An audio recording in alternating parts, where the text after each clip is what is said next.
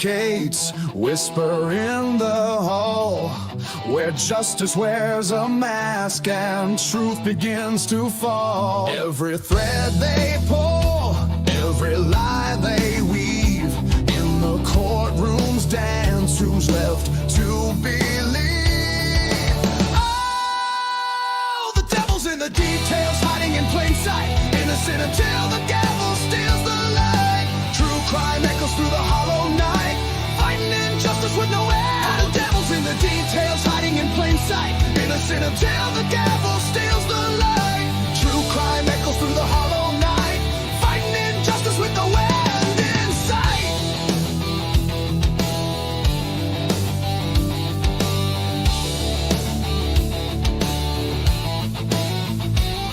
A photograph fades where the truth once stood. Blurred lines between the bad and the good. The scales they tilt with every silver tongue, while the broken cry for a song unsung. Black robes sway like shadows on the wall. One wrong word and the mighty fall. Who's the sinner? Who's the saint? The jury's out, but the verdict's faint. Oh, the devil's in the details, hiding in plain sight, innocent until the gavel steals the light. True crime echoes through the hollow night, fighting injustice with no end. The devil's in the details, hiding in plain sight, innocent until the gavel steals the light. True crime echoes through the hollow night, fighting injustice with no end in sight.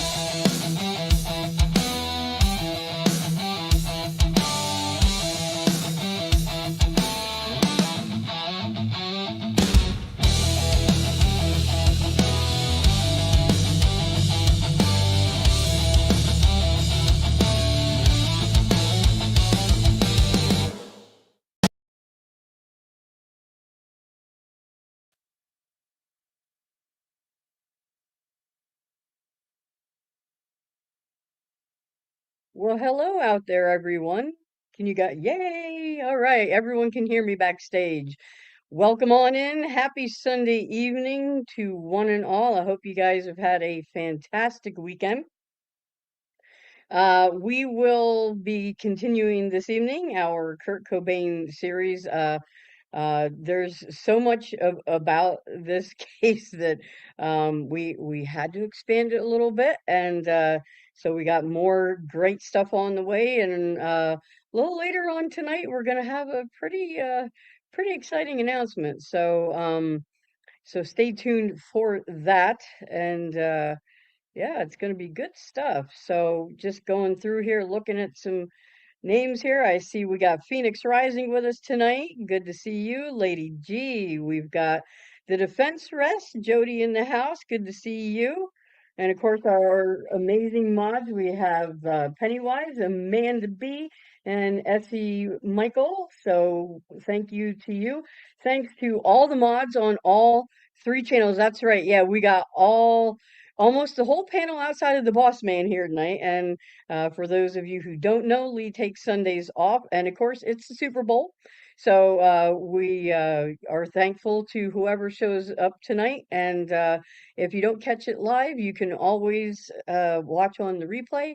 And we appreciate our replay crew just as much as we do the folks who come out and hang out live with us. So, but okay, we got, oh, Bianca, good to see you over on Logan's side from Bronx Tales. So that's right. Yeah, we have Logan from Bronx Tales backstage. We've got Dago from True Crime Cafe, and we've got one, of course, our favorite vampire, and of course, the amazing JJ from State of the Deep. So I'm going to go ahead and just start bringing everyone up. I'm going to go ahead and DA likes to bring up whoever was backstage first. So that would be the amazing Miss Logan here. Hello, how are you? I'm excellent. How are you? I was like, Super Bowl Cobain. Oh, I know where I'm going tonight. Cobain is where Well, it's we at, baby. are we are thrilled to have you with us as always. So I was so glad. I was so tickled today when you said that you were going to be able to make it. I was, yay. Yes, I So slept most of the day yesterday trying to recover from a migraine, but so I was up all night last night just looking up Cobain stuff, and I got really into it, and he's an nice. icon, so I'm excited for tonight's episode. Yeah. Yeah. He truly one of a kind. That's for sure. Man. So, but yeah, we missed you yesterday, but I'm glad you're feeling better today. So that's Oh yeah. wonderful. So, all right. And then next we had ta-da, Sir Dego. How Forget are you? about it. I'm good. How are ya? All Good to see righty. everybody. Good to see you, Logan. Thank you for joining us again tonight. Hello, hello. Hope everybody's having a Yeah. great weekend so far. And go Seahawks, go Seahawks, go Seahawks. Yes, yes, Yeah. yes. I hate the Oh, Patriots so yeah. bad. But good to see everybody. Thank you Likewise. guys for joining us. Part 5, as I listed it on my side of things, Soaked in Lies. What really happened with Kurt Cobain, guys, that we're really getting into this. And again, like Robin said, I'm excited for this. There's going to be an exciting announcement at the end of this tonight before we get out of here. I can't wait to hear that again, guys. You guys Yepper. remember that. Yepper. It's exciting stuff. So, Yes. all right. I'm gonna bring up Mr. JJ. How are you tonight? State of the Deep. What's up, everybody? How you guys doing? What's up, denizens? What's up, meatballs? And hello to the mods. Bros and hoes. Yeah. What Bros up? and What hoes. the That's hell? right. Bros and hoes. Oh. So, how was your day today, JJ? Ah, it was good, you know. I played last night, so I slept in today, which I never do, but I was up late last night and I had coffee right before I went to my gig, Oh which I boy. shouldn't have done. So afterwards, I was still wired after I got home and I couldn't go to sleep. So I was up kind of late and I slept in, which like I said, I never do. I just got some stuff done today. Went to the gym, the usual stuff. Nice. What kind of Nice. stuff do you Nice. throw on your set list there, JJ? Just a mixture of stuff, or do you got your own stuff? Um, I I have some of my own stuff, but it's just like bar gigs, so just mainly doing covers and stuff. I mean, I Covers. go anywhere from some old school country to classic rock to some grunge. Hell yeah. I play some of that, some like Alice in Chains. I play just a bunch of different stuff. A lot of Nice. some I'm a, like Bob Dylan, there you go. a lot, all kinds, really I'm eclectic. a huge Chains fan. Huge. So, Oh, dude, Yeah. that's one of my favorite bands of all time. same here. Same here. All Sorry, right. Cool sorry. beans. That's all right. Now, I Okay, just I'm gonna go wanted ahead. to I'll ask you bring up that. Mr. 1-1 to the stage. Hello, sir. One in a Hello, house. hello. How is What's up everyone? with you? What's up, one? Good to see you, buddy. Good. You and Mr. Snow. Recovering from dust allergies. I was like, felt like I was dying all day, but I'm good now. Well, Nice. we're glad of that. Yeah. Yes. Yeah. So, what is on your head?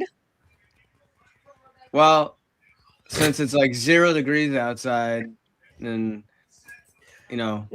I gotta keep the kids entertained. So here's the Well, happy winter wonderland. that Father of the that year. is true, man.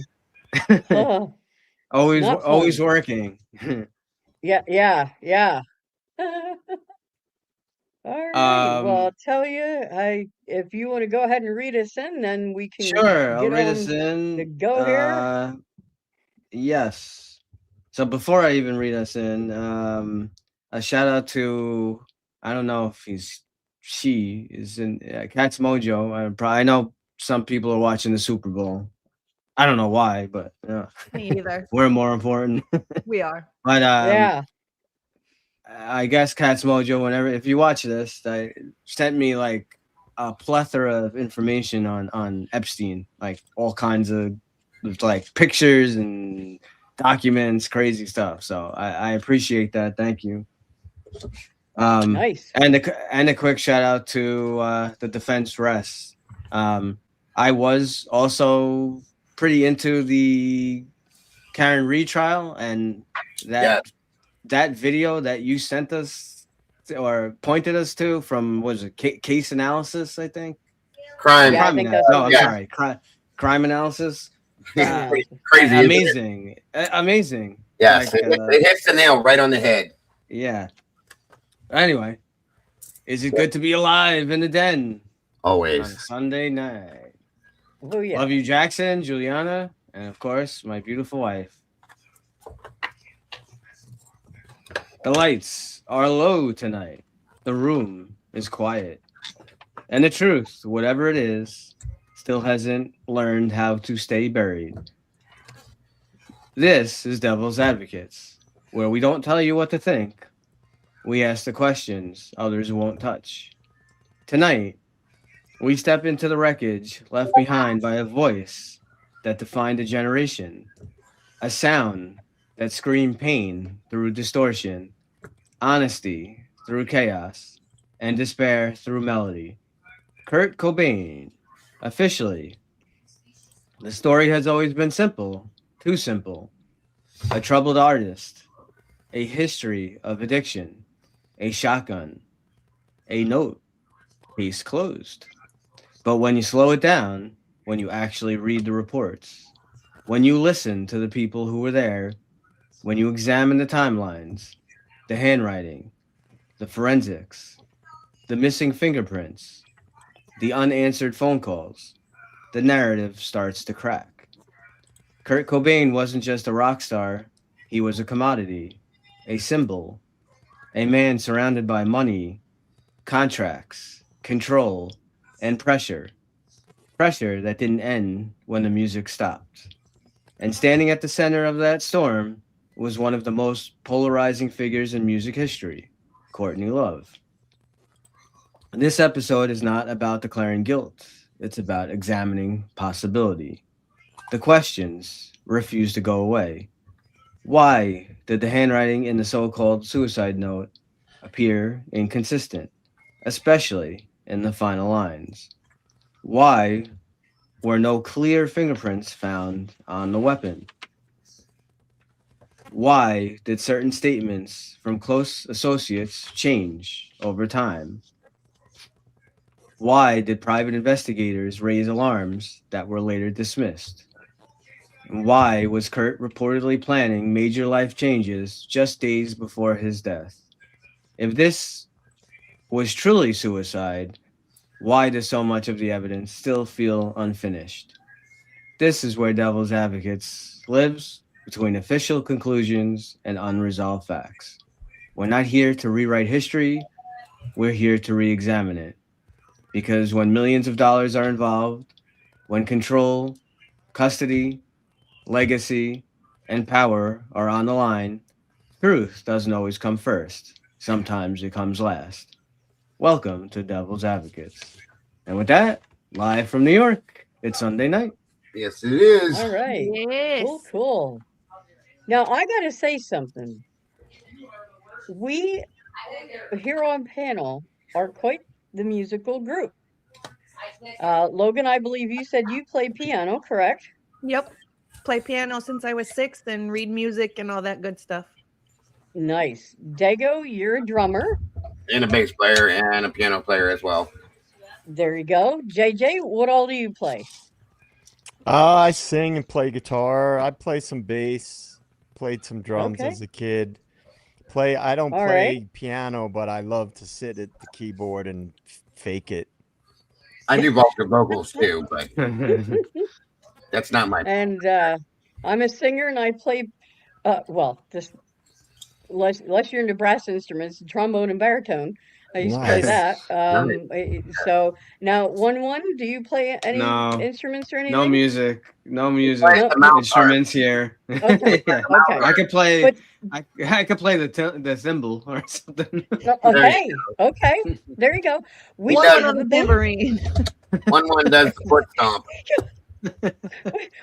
Well, we should have a band. One could rap. Maybe he could He could rap play- with his accent.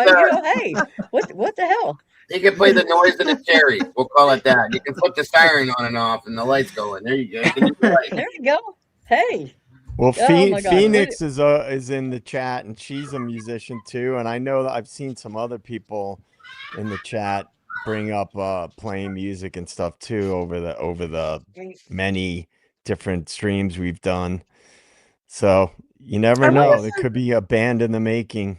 I wonder if there's any Would it- connection with being into, like looking at things differently and not believing just what mainstream media I is believe it. and the side of your brain where you're musically inclined. Who knows? I believe Possible. it. I believe it. I think Yeah. it definitely could be, could be a correlation there. Definitely. be. So, I've always been more of yeah, a so- right brain kind of guy. I'm not a good. I was abysmal with math and things like that, which are Same here. apparently Same. left brain things. I was always good with like art and I was Yep. musical at a young age, and I'm the I was- opposite. I'm the complete opposite. Same here. Math. I went to I went to school. I went to college for math. So Oh, I actually have a man. degree in mathematics. I have 1-1 by nightmares lefty about brain. that shit. Well, if I really need to do math, I'll just point at you and be like, 1-1, help me out here.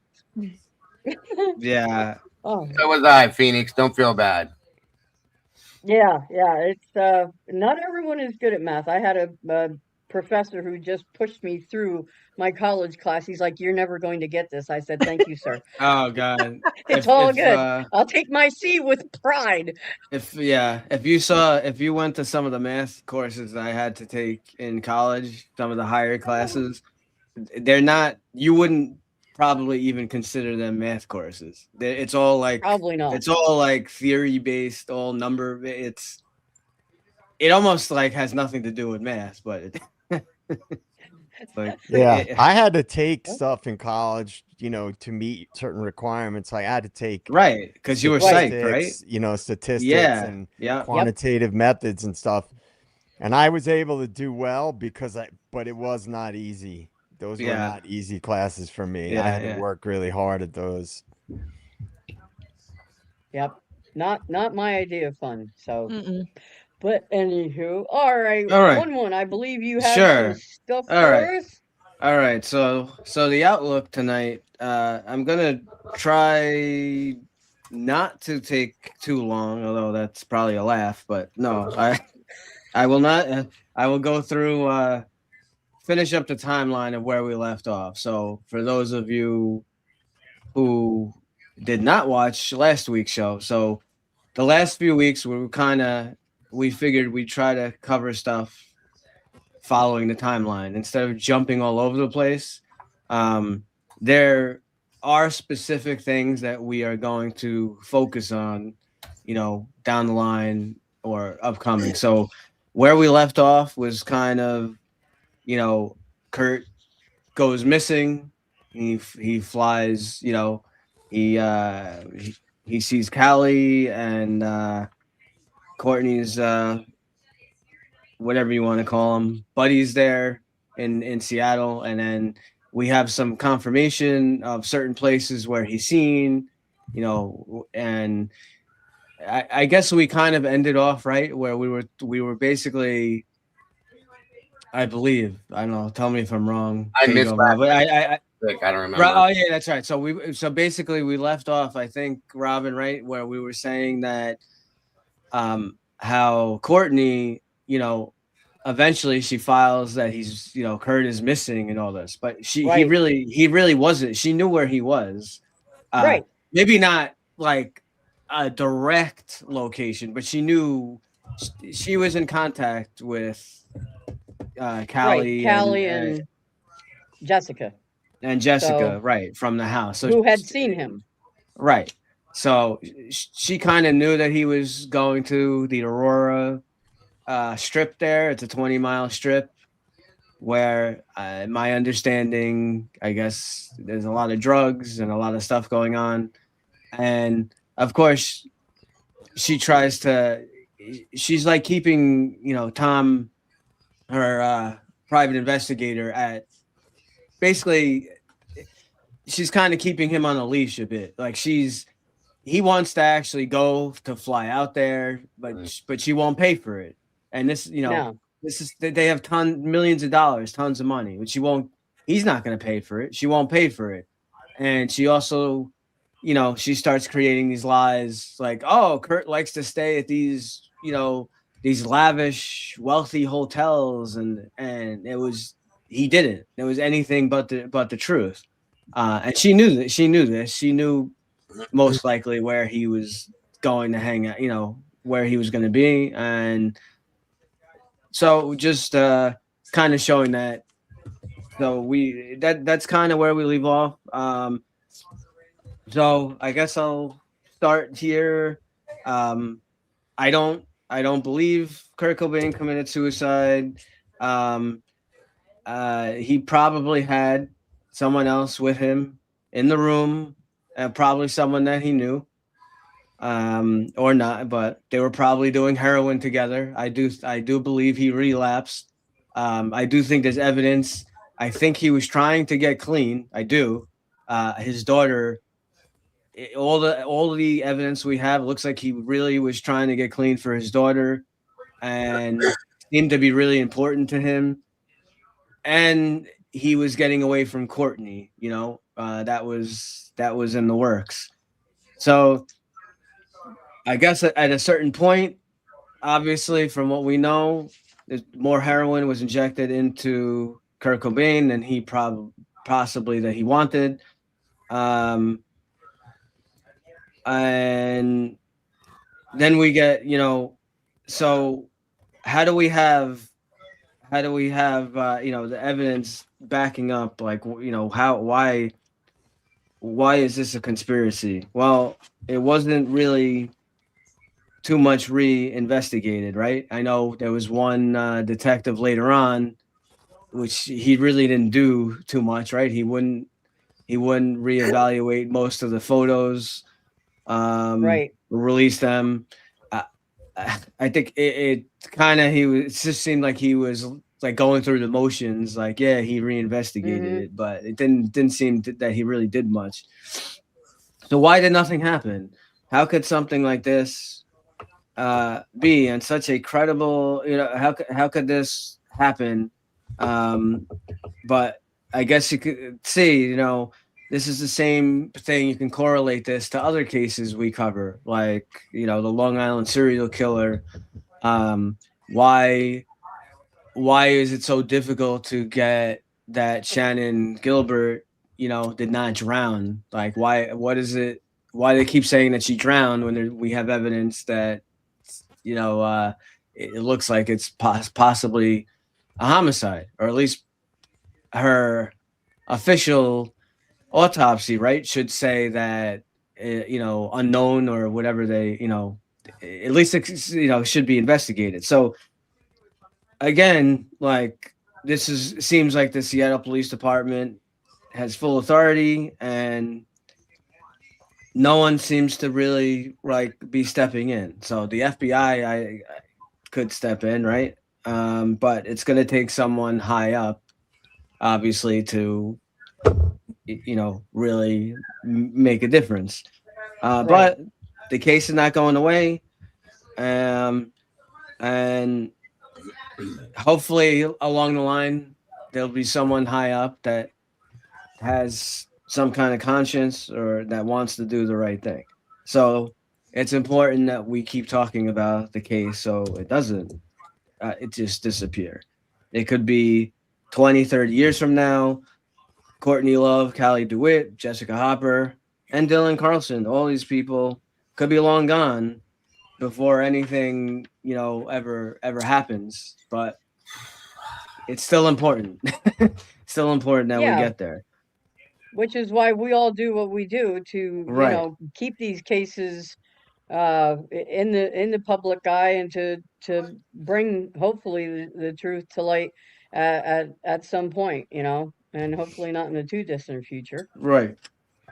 So right now it's all about pride. They do not want to admit that they were wrong and that there was corruption going on in the Seattle Police Department. So we're gonna stick kind of to the timeline when we get to April 5th, 1994. So right where we left off, that's right where we were kind of. So we were on April 4th.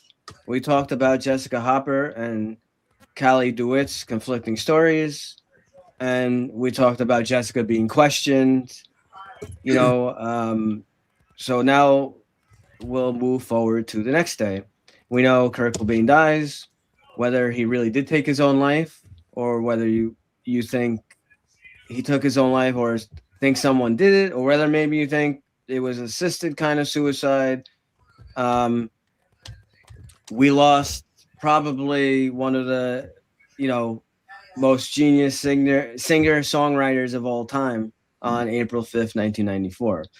So now we're here on April 5th. Tom Grant, he notes something peculiar. It doesn't specifically prove anything, but it raises suspicion. So that is how quiet Courtney Love is being. So over the last 2 days, April 3rd and April 4th, he had been in constant contact with Courtney Love, and whether it be by phone or whether he was sitting in her hotel room at the Peninsula. Suddenly, on April 5th, not only has Courtney not contacted him, he can't even get her to return phone calls. And he ends up going to her hotel room to talk with her because he can't get a hold of her. So, what was Courtney doing on April 5th, the same day that Kurt Cobain is said to have died? So, it's estimated that he died in the early morning and maybe sunrise. So it's interesting. So then from Cobain's death, maybe something good can come from his death in the future. We will see. But at this time, so he dies, right? So then what we know, Courtney is actually showing his suicide note to fans, talking to people, weeping, crying, lighting candles.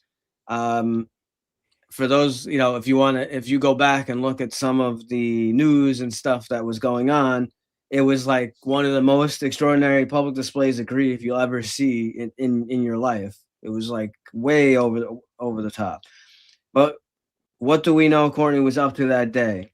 So she sent Eric Erlandson to Lake Washington House to look for Kurt.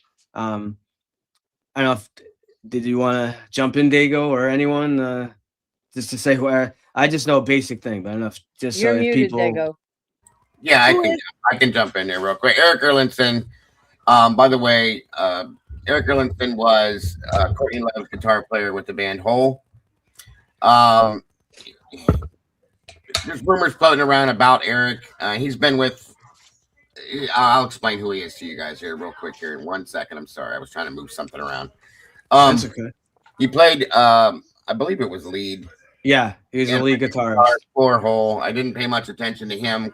I know about him, but I didn't because I couldn't stand Hole. So it is what it is. But Eric Theodore Erlandson, he was born January 9th of 1963. He's an American music guitarist and writer, primarily known as the founding member, songwriter, and lead guitarist of alternative rock band Hole. Okay. Once again, Courtney couldn't do shit for herself. Everybody else had to do it for her. Here's another perfect example, as always. Okay. You guys know I hate Courtney, so please bear with me. So yeah, every time I talk about her, I feel like I want to just anyway. So moving on. And he was with Hole, from 89 through 2002. He also had several other musical side projects going on, including Rodney and the Tube Tops, which he formed with Thurston Moore from the band Sonic Youth. Actually a great band. Let's see, Ricey with Vincent Gallo. And he published a poetry and prose book entitled Letters to Kurt in 2012, which was all about, it was basically an ode to Kurt Cobain. And I think it was guilt. The whole thing was written out of guilt, in my opinion. I'll just be honest with you guys. I think he felt by writing that to Kurt that it would basically make him forgiven in the world for the things that he said and did. And he was, because Courtney is who she was, was sleeping with this gentleman as well, like she was with everybody else in fucking America, in my opinion, because he was not a good person. So anyway, he studied economics with a minor in marketing at Loyola Marymount University, where his father, Theodore Erlandson, served as the dean of the College of Liberal Arts and Sciences and earned a Bachelor of Science degree. In the late 80s, Erlandson was working as an accountant for Capitol Records, where he managed Paul McCartney's, Tina Turner's, and various other artists' royalties. In 1988, Erlandson traveled to Europe for a number of months to trying to decide what he wanted to do with his life, and of all things to do. In 89, he responded to an advertisement placed by Courtney in The Recycler, a local classified ad paper. Erlandson described the band's first rehearsal session, which featured original bassist Lisa Roberts, as follows. These two girls showed up dressed completely crazy. We sat up and they said, okay, just start playing something. I started playing and they started screaming at the top of their lungs for 2 or 3 hours. Crazy lyrics and screaming. I said to myself, most people would run or just run from this really fast, but I heard something in Courtney's voice and lyrics.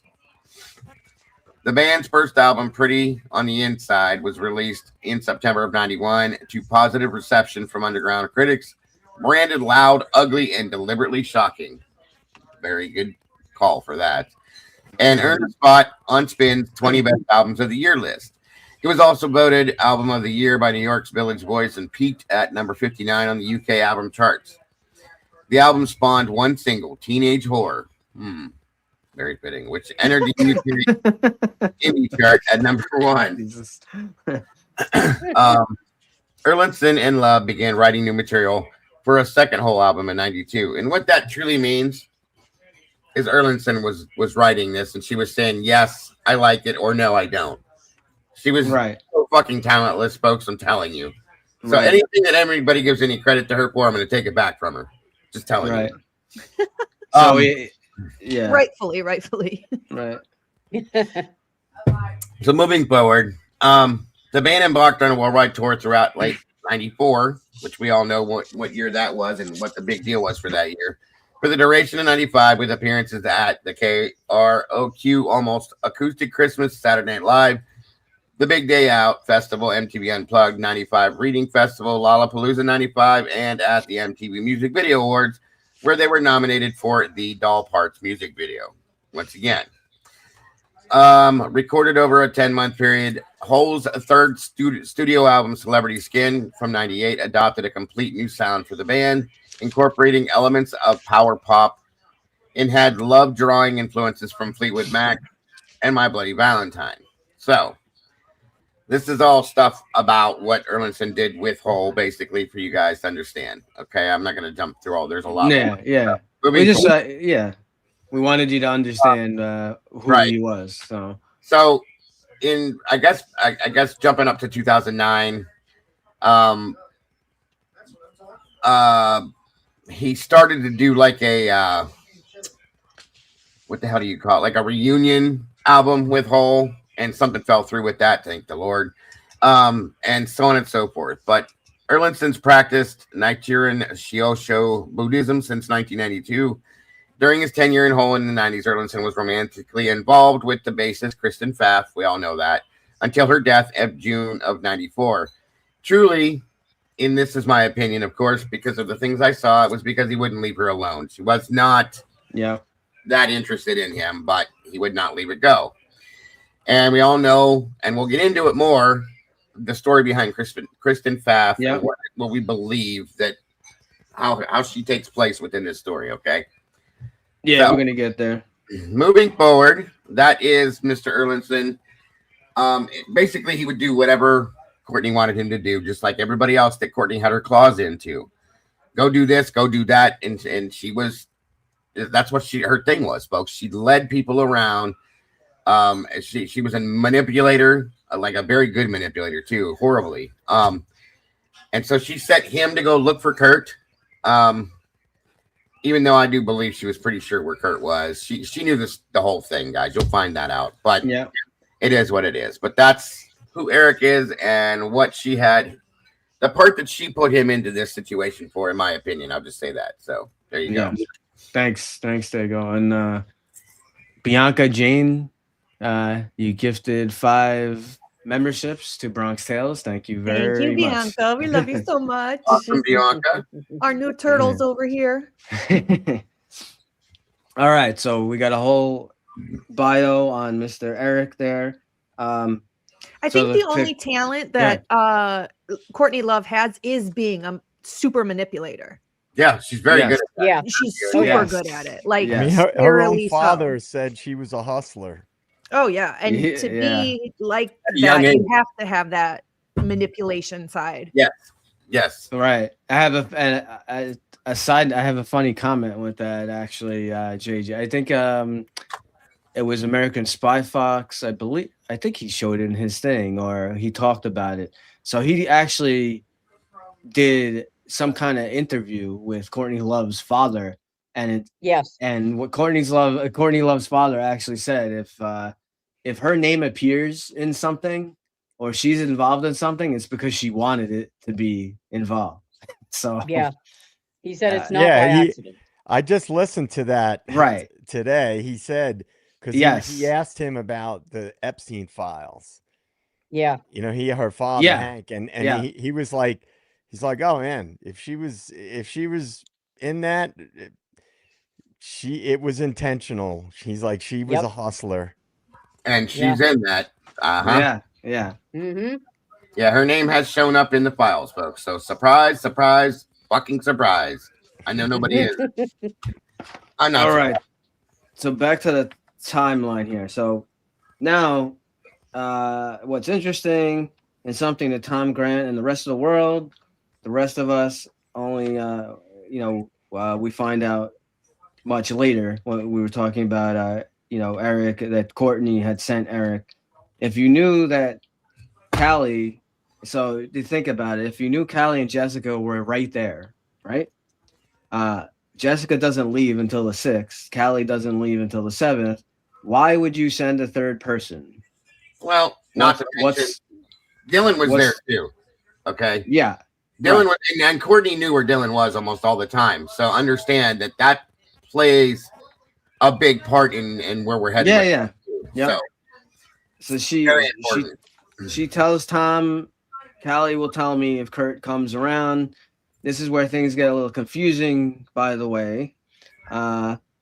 Kristen Pfaff, Courtney's bassist, who ended up dead of a drug overdose, a supposed drug overdose, only 2 months after Kurt. The last person to see her was Eric Erlandson that we just were talking about. So not only supposedly was Eric Erlandson present on April 5th, the day we know Kurt died, he's also present on the evening before Kristen Pfaff is found. A little interesting, because somewhat interesting, right? Erlandson had dated Courtney. He was in love with Courtney. Courtney had left Erlandson for Billy Corgan. We know who Billy Corgan is. Lead singer of Smashing Pumpkins. Yeah. Smashing Pumpkins, who in turn left him for Kurt Cobain. Erlandson becomes romantically involved with Kristen Pfaff, who later says she only got with him because he was the only dude that she knew when she moved to Seattle to start playing with the band Hole. And she felt lonely, and guess what? It's noticed by everyone in the inner circle that Kurt and Kristen Pfaff are giving each other eyes constantly. A quote from Courtney Love to Kristen Pfaff. She says, "You fucked my guitar player, constantly make eyes at my husband, and now you're telling me how to sing. Just don't fuck with me because you'll regret it forever." So remember that. Yeah. Yeah. Kurt. Now this is a big. Kurt gives her one of his favorite books. His favorite book. He buys her a copy of Patrick Susskind's Perfume, gives it to her as a present. This infuriates Courtney, who knows that she will see Kristen was a studied musician. She actually studied music. Courtney, as all we can tell, just banged on her guitar and played power chords. She basically was not a musician at all. That's why she was attracted to punk rock. it doesn't take a whole lot of talent if you can make a whole lot of noise. Kurt and Kristen, where if you can look at, are like way up here. She's down here. She's, you know, yes. Courtney Love's musicianship was way down there alongside Eric Erlandson. Courtney Love knew she could never be Kristen Pfaff. So one more thing of note, when Live Through This comes out the week after Kurt's death, all the reviews are pointed toward Kristen, saying, "Oh, who's that new bassist? Have you heard her? You know, they like the backup vocals. You know, she was getting like a lot of notice. She gives the whole, you know, the band a whole new sound. And their only album that really got any mainstream attention. Everybody was crediting Kristen Pfaff, not Courtney Love, the singer of the band, the front woman of the band. So, you know, by judging Courtney's personality her entire life, wanting nothing more but the spotlight to be on her and what a great musician she was, that spotlight shifted a little bit to her right, to her bassist. And this is a big problem. Add to this that it was rumored that they had spent nights together at one of the cabins in Carnation, Washington. Dylan Carlson later reveals that Kurt had told him what a beautiful, talented musician that Kurt thought Kristen Pfaff was. And we're going to learn a little bit as I get into it. Dylan speaks to Courtney behind Kurt's back and even takes commands from Courtney. So again, as I believe we said I know you weren't here last week, Dago. We call Courtney the puppet master. She's got all these people under her. She's like the really big puppet master. That's what she did. So it doesn't surprise me that she was involved, knowing her predilection for kind of manipulating, especially young, impressionable people who are attracted to her money and power. It doesn't really surprise me that she's listed in Epstein's files. So, so there's that. Not even a little bit. I think of how psychotic. Go ahead, Logan. Go ahead, JJ.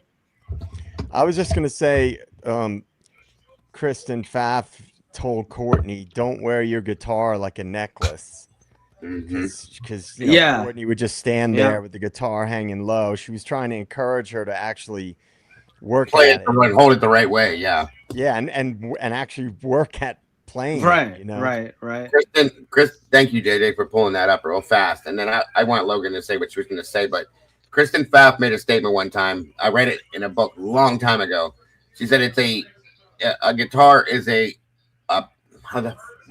instrument of art, okay? And it should be treated as such. And that right there, what he just said, is what she was referring to. Courtney Love thought she was fucking Sid Vicious from Sex Pistols, okay? That's what she did. She beat on it, scream, yell. She didn't give a shit about the guitar, the instrument itself, and what it could actually do, because she had no talent, like I told you guys. So, right. There in turn. So that's JJ made a really good point with that, because that's an absolute fact and something that she wrote in an article a long time back. So sorry about that. Go ahead, Logan. What I was gonna say is, think of how psychotic one human being has to be to take all these multiples of people and find out really quickly what makes them tick, to get inside their brain, to manipulate them, and you're doing it person after person after person. How quick and good she had to be at, I mean, that's a high level of manipulation. That's a psychotic level. Definitely. Like I said, that's the only thing she was good at. And she was very good at that, very badly, but she used it in the wrong way. If you were able to use manipulation tactics in a good way, she'd have been amazing as a person. But she's such a bad person that she couldn't do it. She couldn't do it. Right. So now we got Kurt had confided in Dylan as a friend, saying he had a crush on Courtney's bassist. If she ever finds out, she'll kill me. Keep this between us. Erlandson was jealous of Kurt Cobain. Not only one woman had basically left him and ended up with Kurt, but here's a second woman leaving him, making eyes at Kurt. Eric Erlandson never stopped trying to be with Kristen. it got to the point where she literally had to tell him that she was quitting the band. Leave me the fuck alone. Courtney Love was facing a divorce from Kurt Cobain, right? As we know. So not only do you have these jealousies of the two people that Eric and Courtney want to be with, don't want to be with them, they also want to be with each other. How many times has love and money been a motive for murder? And he was present at both deaths. Again, this just for, we're not saying that this is what happened, but just for frame of mind here. Mhm. Eric Erlandson is so unattractive, just for the record. So is Courtney. Figure that out. Yeah. They look alike, actually. So if I had to point fingers here, I would point fingers at Eric. Kurt Cobain was a better guitarist than Eric, which is what he wanted to be. He was a better singer-songwriter. Kurt Cobain got all the women that Eric wanted, all the fame that Eric wanted, and Courtney Love, looking at her, Kristen was a better guitarist. A better singer was becoming more famous than Courtney. When their album Live Through This comes out, all the articles are starting to be written about Kristen. And guess what? Kristen's the one woman that Kurt Cobain wants. Eric and Courtney can never top Kristen and Kurt. They're never going to be better than them. And you can basically think they become panicked when they finally realize that these people they're obsessing over not only don't want to be with them, but they want to be with each other. They realize what it's going to do to their careers and their pockets. They can no longer ride Kurt Cobain's coattails. Kristen will more than likely move beyond Courtney's stature because she can actually play guitar and she can actually sing. And right. It's going to make Courtney and Eric nothing but a side note in the history of rock and roll. They realize that if Kurt dies before it's publicly known that a divorce was coming, that he was moving on to another relationship, he will die with everybody thinking he loved them and thought of them as amazing fellow musicians. Not only that, Courtney Love becomes executor of the Cobain estate because he dies before he can get to his attorney, Rosemary Carroll, and sign his new will, in which supposedly he had asked her to remove Courtney Love's name. There's a little discrepancy with that because some people are saying that so I know from Soaked in Bleach, they say that Rosemary tells Tom Grant that Kurt had called her from Rome asking for the removal of Courtney Love from his will. But it turns out that might not be completely accurate or maybe it got distorted a bit. But either way, I think it's something that we can all believe that Kurt Cobain, whether he was either he was removing her from his will or he had never made a will. And if he never made a will, what would that tell you? That means he's not intending on committing suicide. He wants to get his life together. He wants to be with his daughter. Sure, he had this constant addiction that he's fighting, but just because he has a battle with addiction doesn't mean he wants to kill himself. All the signs that I see, it looks like he was trying to get clean. It really was. Yeah. And there's a rumor. The rumor is with that whole thing that you just said, the discrepancy.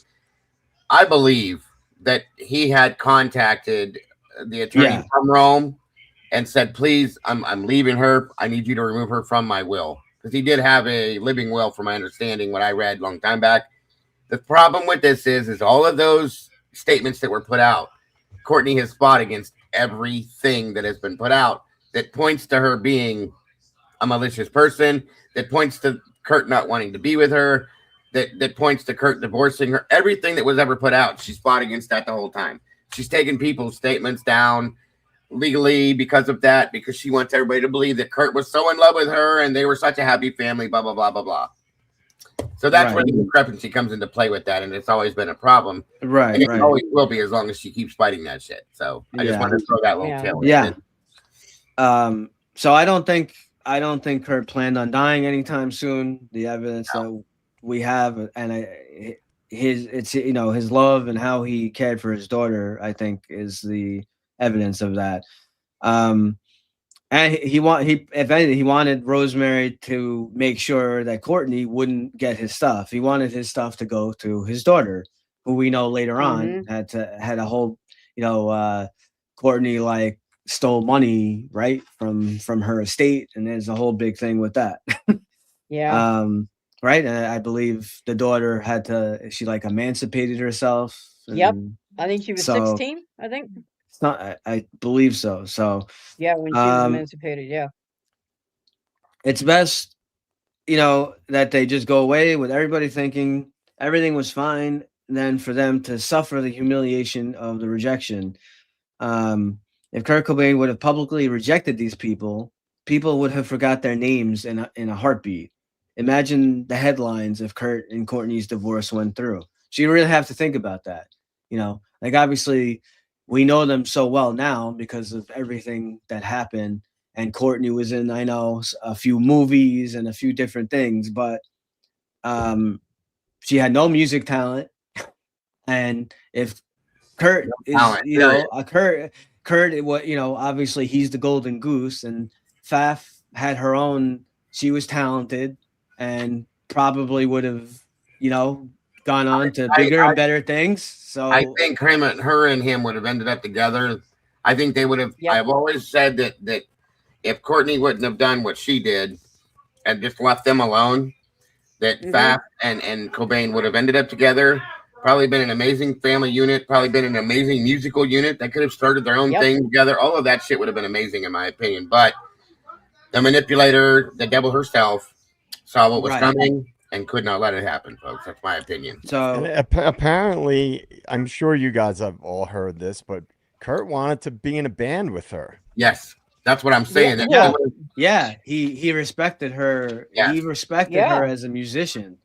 He was leaving Nirvana, and I think that was the next step, JJ. I truly do. You're probably right. For anybody right. who might not know that much background about Kristen Pfaff, she was a very dynamic person. Very much so. She struggled with drugs like many musicians do. Right. But she was, a trained musician. She was an athlete when she was growing up. She was a straight A student. She was like a very strong and talented woman, which, as you can imagine, Dago, I don't want to get him too fired up, but that would drive Courtney crazy. It does. It did. That's why I'm telling you guys. And it's fact. She was everything. Kristen Pfaff was everything Courtney never was, never could be, never would be. And Courtney knew that, okay, and saw the threat literally right in front of her face. Her husband wanted to be with her. Her husband wanted to work with her. Her husband was just as good as her. And Courtney was none of those things. And she knew that, guys. So the jealousy level, it goes beyond something that you can imagine. And that should tell you right there. Okay? Right. When a manipulative person such as herself sees a threat in front of her that she knows is like a wall, that she has to get over that wall to get anywhere she wants to get. What do you do with that wall? You tear it down. Right. Absolutely. And Dave Grohl knew this too, okay? Dave Grohl knew about this whole thing. He knew. That's another thing. That's why Dave Grohl would never speak on this, because he knows and knew a lot of what was going on in the background and so on and so forth. There were conversations had, so on and so forth, blah, blah, blah. So it is what it is, guys. Just take that to heart. Yep. I see we got a donation for $4.99. I'm is not that sure to what us? side it's on. I don't know. Who is that? Frat boy. Whoever. I know, but is it? I don't know who it's. I think that's it's Logan's. Okay. Thank you for donating. We appreciate you. Yeah, so generous. Okay, so to continue here, so Kristen hooks up with Kurt, and then the headlines say Kristen leaves Eric, Kurt leaves Courtney, and now they're together. this power duo of actual professional musicians, Courtney and Eric, would have been a side note in the music and rock history. I don't even know if they would have been considered even a side note. It would have been Kurt and Kristen. Courtney knows that by Kurt dying, you know, she becomes the executor of the Cobain estate, which she did. She gains the publishing rights to Nirvana, and she will and actually ends up selling the. She winds up selling the rights after she gains them, which is a whole nother thing. But And she took Dave to court too, and she would to shut him down. yeah, He had to sign an NDA. All of that stuff. Like she took full control over. I'm pretty sure from what I read, she took full control over everything Nirvana owned. And then, like you said, sold it off, which, like you said, is a whole other story. But she took Dave to court because I think Dave wanted to talk about some of these things. And she threatened him and said, I will take everything from you if you do this. Took him to court, shut him down, blah, blah, blah, blah, blah, blah. So that's another reason why he won't talk about anything. Yeah. Yeah. And now she controls the DGC. Instead of Kurt being in control of his music, Courtney's in control of his music. So DGC, David Geffen, has to basically kiss her ass. Yep.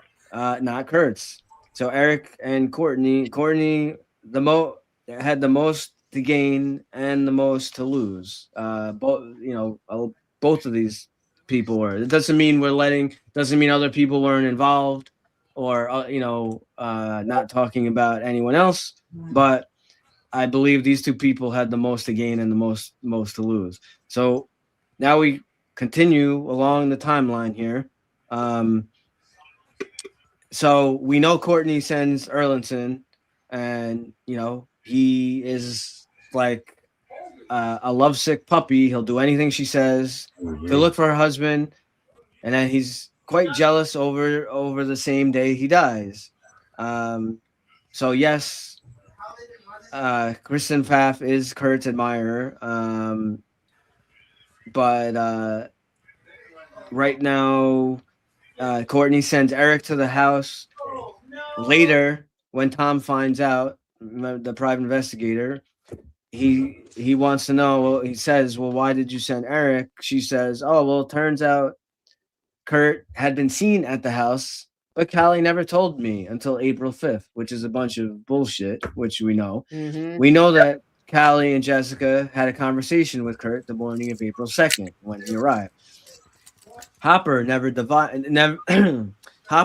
denied that. Callie will say, "Oh, I thought it was a dream." Where have we heard that before? Okay, Dylan, whatever you say. Right. I was unsure if he was really in my bedroom or not, which is awfully funny because he tells Dylan Carlson that he specifically remembers speaking to Kurt. When Cobain returned to his home, he found his former nanny, Michael DeWitt, whose nickname we call Callie. So this is a quote from Carlson.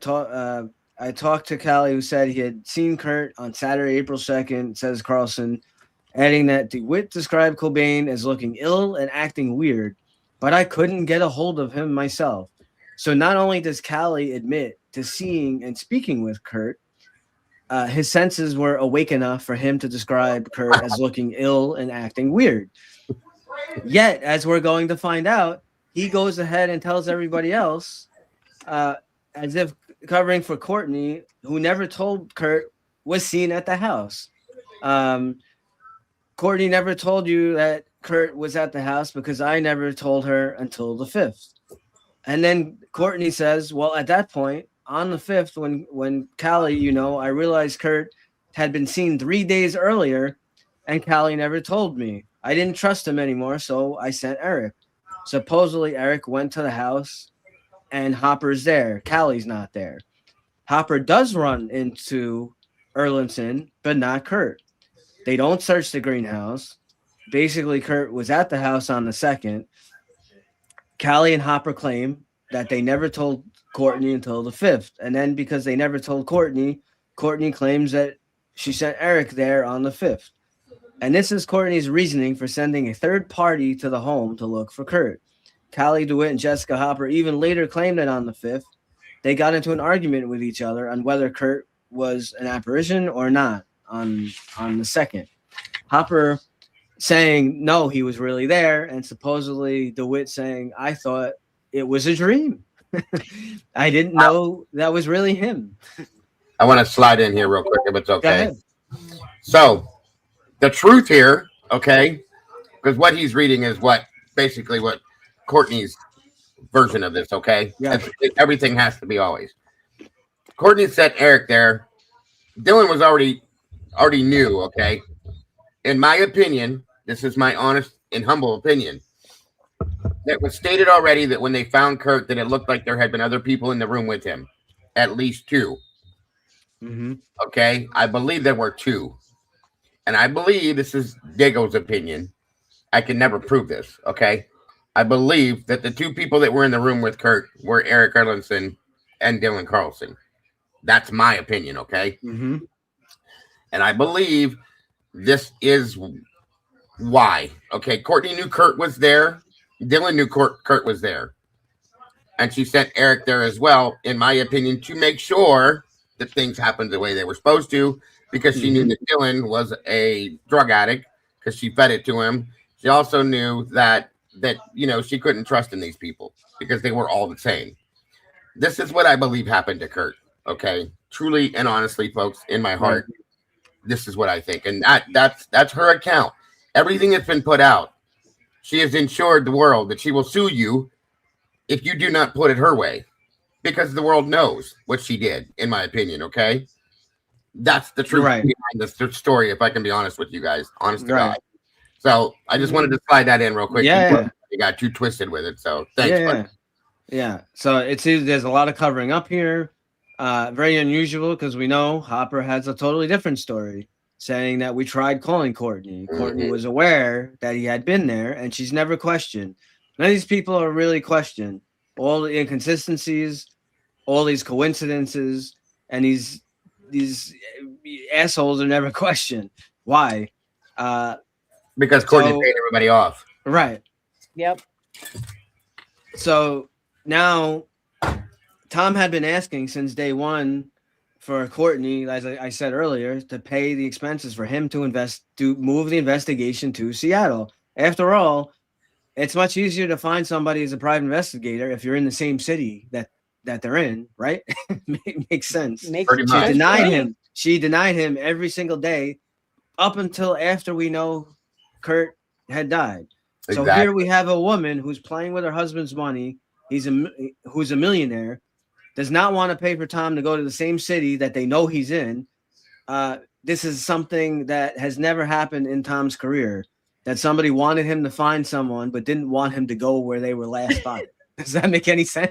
He wanted to make sure he was dead. It's a joke. Went there, right? Right. Then it gets worse, and she's canceled his credit card, and apparently in the 90s, they see data systems were much more primitive. When you cancel the credit card, the only thing they would record really was the purchase and the day that they tried to make the purchase. It didn't really tell you the city, the state, and the business location and all this other info. So only that it was declined, and for the amount of money it was declining on what day it was declined. So couple that with the fact on April 5th, Courtney Love went from ranting and raving any chance she got to Tom Grant to being very quiet. All of a sudden, she's so quiet to the point where the next day on April 6th, he goes to her hotel room to see if she's disappeared, and he notes that Courtney seems very calm. She's not her crazy, ranting, frantic, normalcy that she usually does. Now he knew Kurt was dead. That's why. Right. Tom takes the next flight to Seattle, but by the time he gets to SeaTac Airport, he rents a car, catches up with Dylan Carlson, who Courtney has told him to get with. It's after dark. Not only after dark, it's raining. Right? Because they're in Seattle. Seattle is always very rainy, right? So Tom meets up with Dylan. They go to a diner. They sit down. They discuss where Kurt could be. Where does Kurt hang out? Let's go check out all the usual spots. So this conversation with Dylan is the first time that Tom Grant learns about the fact that Kurt likes to disappear into the Aurora Strip, which we've mentioned previously. Right. So while in Seattle, while he's in Seattle with Dylan and they're driving around, he mentions to him that Courtney said that Kurt only likes to stay in the best hotels, and he was almost incredulous. He practically laughed and said, "That's ridiculous." He hates fancy hotels. He stays in really cheap places, mostly along the Aurora Strip.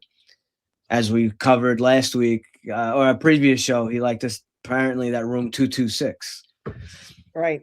He also expresses to Dylan all the concerns that Courtney had. This is where Tom's thoughts go from suspicious to actual concerns.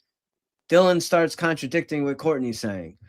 So Dylan's saying, I don't know, he says he doesn't know why Kurt married her and that he's actually miserable. All they ever do is fight. Tom asks, is he suicidal? Why would you buy him a shotgun if you knew he was suicidal? Dylan reassures him that Kurt is not suicidal. He never mentioned suicide to him. This thing in Rome, did anybody say that he may have been trying to kill himself? No, it was an accident. So Dylan was having little flashes of reality and guilt, in my opinion, because he knew, okay, and he couldn't stand fucking Courtney, folks. He couldn't. Okay, there's that too. So, and that's why Courtney paired Dylan with him, thinking that, because she controlled him, that Dylan's gonna take him on this wild goose chase, blah blah blah, so on and so forth. Not gonna do this, not gonna do that. And I think this is my opinion again. I think Dylan, his guilt got to him. Okay. And it started to bother him, and I think he couldn't, I guess, hang on, per se. And anytime she would get him back, she could get her claws in him. She'd get him shot back up full of dope again, so on and so forth, and keep him, under her foot. This is how exactly this all went down. It's almost disgusting. It is disgusting. Right. So, that's what I think happened was Dylan's guilt got to him. He knew the truth, okay? And he couldn't stand her. Maybe it came back and smacked him around a little bit in his mind and said, I can't believe I did this type of shit. You know what I mean? So that's my opinion again. And then some more stuff about the shotgun. Okay. They had a recent burglary at the Lake Washington house. Mm-hmm. There had been people walking up on his property trying to peek in windows, paparazzi trying to get pictures of his baby. Yes. And he wanted to get a gun to scare people away, most likely for protection, protect his daughter, obviously. But Kurt grew up.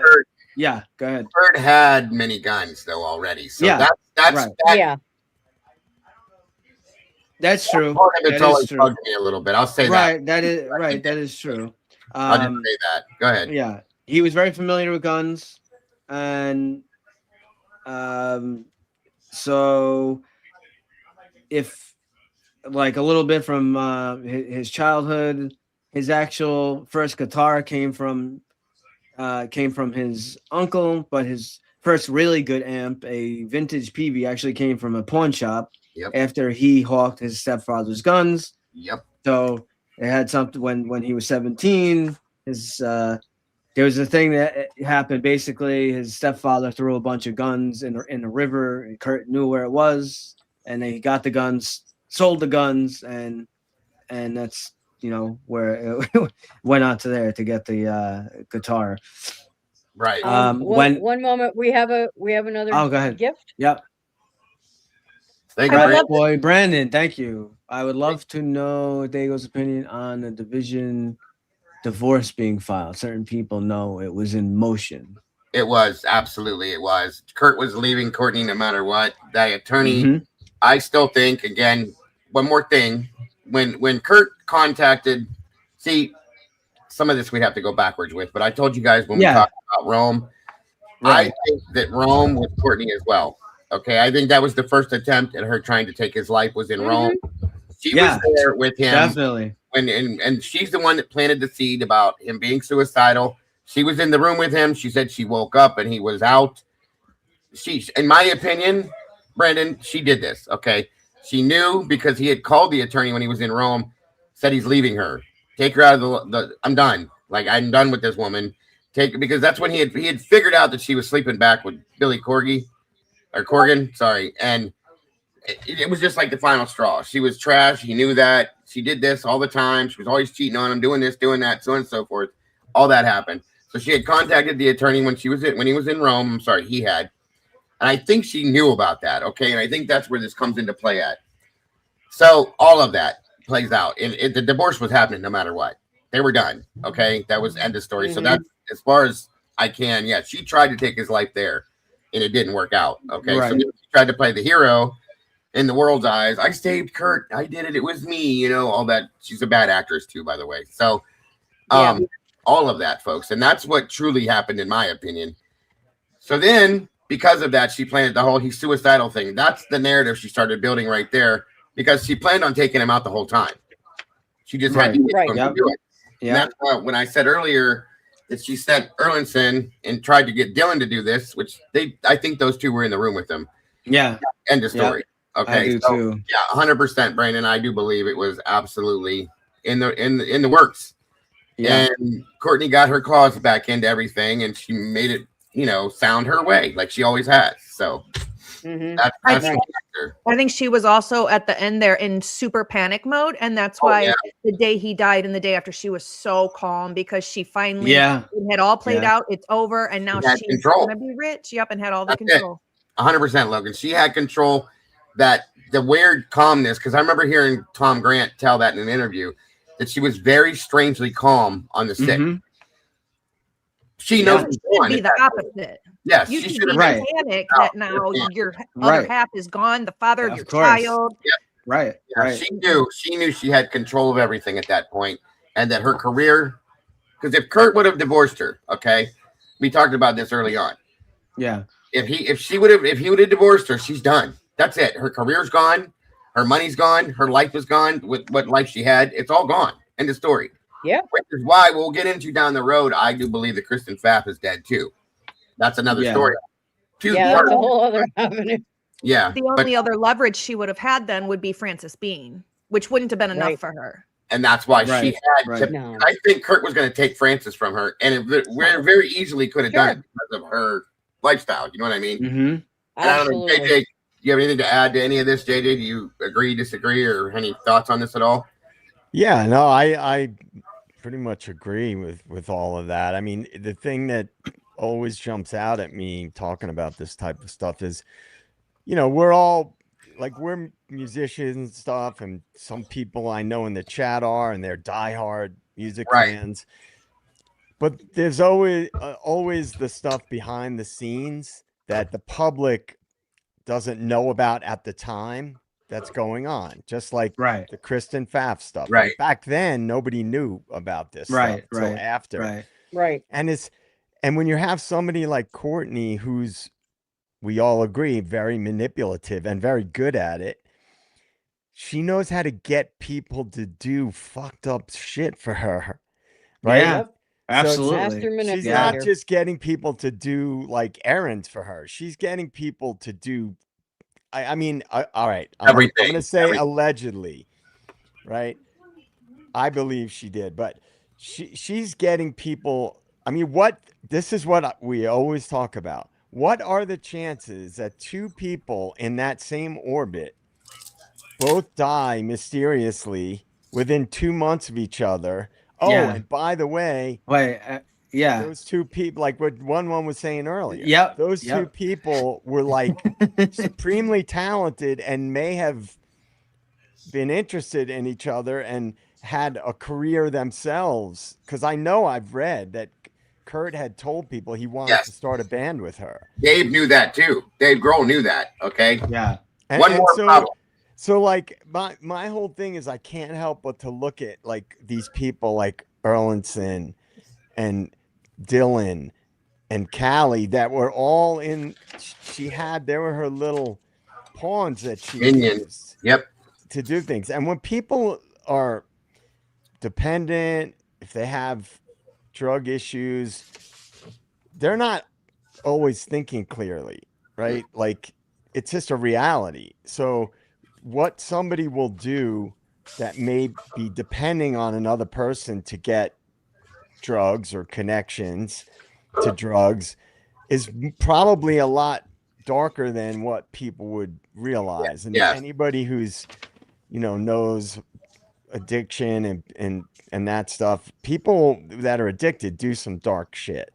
Very much so. Right. And so Yeah. like that's a part of the puzzle that just always jumps out at me. It's like she was pulling the strings, like we said, like a puppet master. And who Yep. knows what she was able to get people to the lengths that she was able to get people to go to. Unending. Nothing. Right. It's surprising. Unending. And Yeah. that's just it. She was, to Logan's point earlier, she was smart in her own way. Maybe not musically or couldn't write lyrics or anything, but she had her Yeah. own set of smarts, Clever so to like a speak. fox. So She's like a puppet Yeah. master. She's a And puppet I'm master. I'm gonna throw one more Yep. surprise little piece of info into this, which will probably square this off for everybody if you don't understand or know this. With all the stuff I've read on this, which is so much, okay, I believe, and it is believed, that Kristen Pfaff knew what actually happened to Kurt. Okay, and I almost think it's a rumor that there was a confrontation between Courtney and Kristen, and that Courtney said something to Kristen, and Kristen knew for sure right then and there what I actually can happened. believe that. And that Yeah. Yeah, I can believe that. is probably what became the ultimate demise of Kristen Pfaff, Right. to be honest with you, okay? Probably. Yeah. I Honestly. could believe that. Yeah. Yeah. It makes Yep. perfect sense too. So I'm just saying. Yeah. Okay, you want to go ahead on? Yeah. We're almost One more? at the I'm getting to the we're gonna talk about the suicide note. We're almost there. So he goes. So Dylan says he went with him to purchase a weapon. He purchased a 20 gauge shotgun with birdshot. It's called light load. It literally pepper sprays its targets. You can shoot someone at relatively close range, 15, 20 yards. All it's going to do is kind of burn their ass. But it's not going to kill you. Of course, at short range, it could kill you, but that's not the purpose of a 20 gauge. If he really wanted to kill himself, he would have purchased a 12 or 16 gauge shotgun. Kurt, again, this is what he's claiming. Kurt was very familiar with weapons.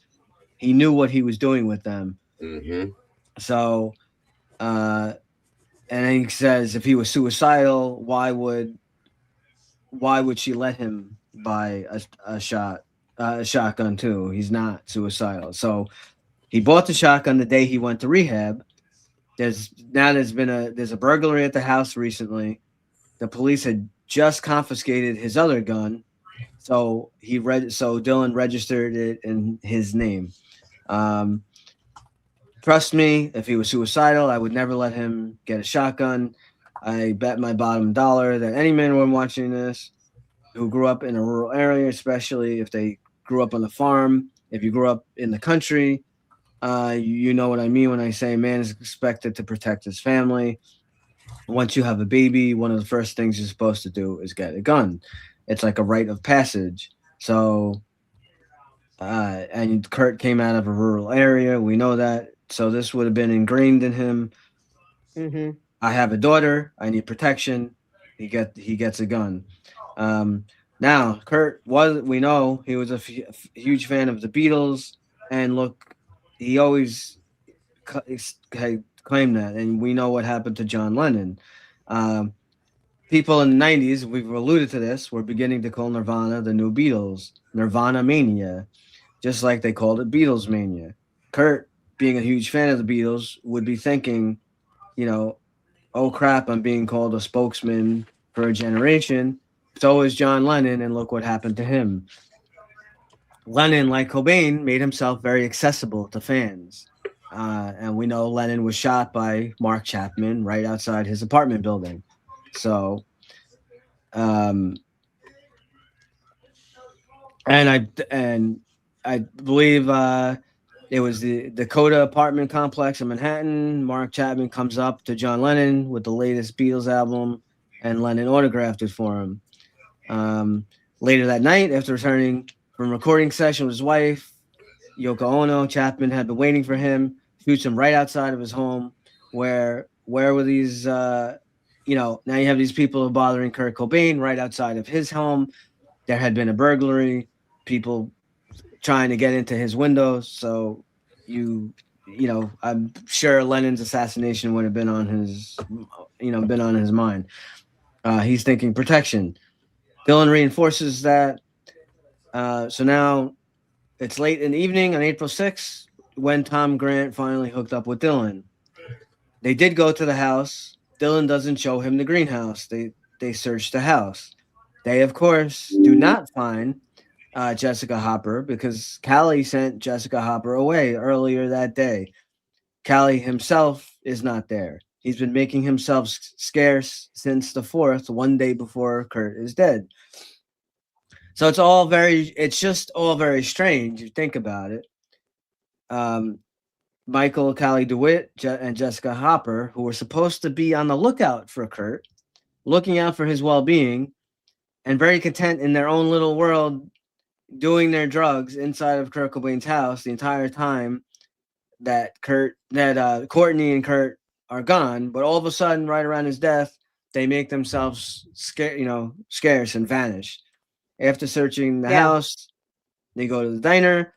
They discuss where Kurt could be. They check a few motels, and they call it a night. So it's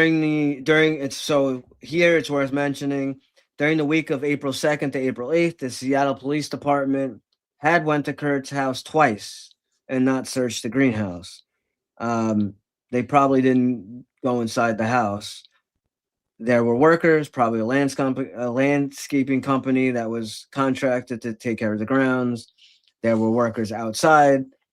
The police probably asked the workers if Kurt had been around. They said no, and the police left. Hang on a second, Wilma. We have a gift here. Is this yours, Logan? Yeah. Yes. I think. Thank you, Bianca Jane. Thank you. Bye, Awesome, turtles. Bianca. Awesome. Thank you for the gifts. Thank you. So the police left. They probably didn't bother knocking on the door. As I mentioned before, Jessica Hopper leaves on April 6th. Suddenly, later she says that she had been really sick those last couple of days in Seattle. So this is a keynote too. As you know, usually people who are very, very sick don't necessarily go on an airplane and take a trip. They wait to recuperate. Callie had just called her a car from the limo company that Kurt was known to use, sent her to the airport, and away she went. Only one day after, we know Kurt died. No explanation. Callie just says, "You're leaving today. Adios." There really hasn't been a day since Tom Grant met Courtney Love that something suspicious didn't happen. But later, Tom will find out a lot of things about April 7th that really don't add up. The first of those being that of Callie LIEWS. Courtney herself called Callie a ride. Supposedly, Callie's job is to be a live-in nanny to the house and to house it when her and Kurt are out of town. But suddenly, she sends Callie away. She'll later claim that Callie went to rehab and she gave Callie $35,000 for rehab. There's a lot of questions that we can have here for Dylan and Callie, especially Callie. They spent more time at the house than anybody, from that week. So now we had Tom Grant had recorded a phone conversation about how if her and Kurt got a divorce, she's going to lose her publishing deal with David Geffen Company, and she's going to have more money problems. But all of a sudden, she's claiming she has money problems, right? But she so easily can give money for rehab, $35,000 worth of money. What happened to the money problems? If we're going to believe that she had nothing to do with this, one day before Kurt's body is found, she should be expecting a divorce, right? You wouldn't be spending all this money. So she's telling Tom she wants a divorce. Back then, that was, I mean, that's a lot of money by today's standard. But back then, that was, you know, you're probably by today's Yeah, standards, probably like at least $100,000 for, you right, know, that kind of thing. So that's a big chunk of change. That's right. I know in LA and California and stuff, things are much higher cost wise, but 35,000 for rehab in that day. I mean, I remember in 2012, it was less than 30,000 in Chicago. So that was 3 decades, you know Right. what I mean? Yeah, So yeah. Right. it's a Yeah. lot of money for Sound Yeah. rehab. Yeah. smells fishy. Yeah. Hmm. So she's telling Tom he wants a divorce. Yeah. Oh, I see we got Amanda gifted a membership. Thank you, Amanda. Yay! Thank you. Thanks, Amanda Great. Thank B. you. Thank you. Thank you. Nice job, Amanda. So she's telling Tom he wants a divorce. I'm gonna have money issues. I'm gonna probably lose my publishing deal. Uh, he's not going to be there to tell his people at David Geffen to release my record. Shouldn't she be expecting money problems? But it doesn't seem to me like she's expecting money problems on April 7th when you're giving away $35,000 to a nanny. Now, whether he We have actually another gift. went to We rehab or got not, gifts no. galore Oh, tonight. I see. Frat boy Brandon, Brandon. $9.99. Brandon and Bianca are Cordier on and it Lucia. tonight. Yeah, I I'm want to know telling what thank you, bank you. they they're robbed. just Thank you so much. throwing out the dollar bills. Woo, woo. Right. So these medical files are not public knowledge. We don't know if he actually went to the rehab or not. It's very interesting. So, or how long he would stayed there. What we do know is on April 7th, Courtney calls him a car, takes off, doesn't come back, and he's got 35,000 in his pocket. Now comes the evening of the 7th. We got more strange things happen. Tom and Dylan are out scouring more hotels, going up to the clerks saying, "Have you seen Kurt Cobain? Have you seen him?" Dylan decides he wants to check in with Courtney. He calls Courtney from a payphone, and there's some drama with Courtney back in LA. A little, we're not going to go into that whole thing, but she concocted a whole story there with things. But the interesting thing is, Tom realizes that Courtney has begun speaking through Dylan and giving instructions to him through Dylan. Courtney cuts off communication. I'm going to call Courtney and check in.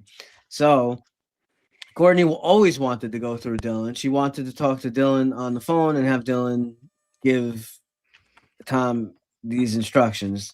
Now, later, Rosemary Carroll says when Dylan called Courtney from that payphone that night, she heard Courtney specifically tell Dylan, make sure he checks the greenhouse. This is something that the attorney for Kurt Cobain tells Tom Grant later on. Courtney's instructions are to go back to the house, and there's a secret compartment where the shotgun may be. This event, when Tom goes back to the house, they do not find the shotgun, but it sets off another series of events that raises even more suspicion. It's almost as if Courtney Love thinks that she's being really smart, and she's actually leaving a breadcrumb trail right back to her and Eric and Dylan and Callie and Hopper. So first things first, they enter their home. Right on the staircase is the infamous note left by Callie DeWitt, in which she says, "Oh man, Courtney's so worried about you. She's freaking out. You're an asshole. Why haven't you contacted her? I can't believe that you've been in this house without me seeing you." Well, that's interesting because Callie claims from the 4th on, he had made himself very, very scarce.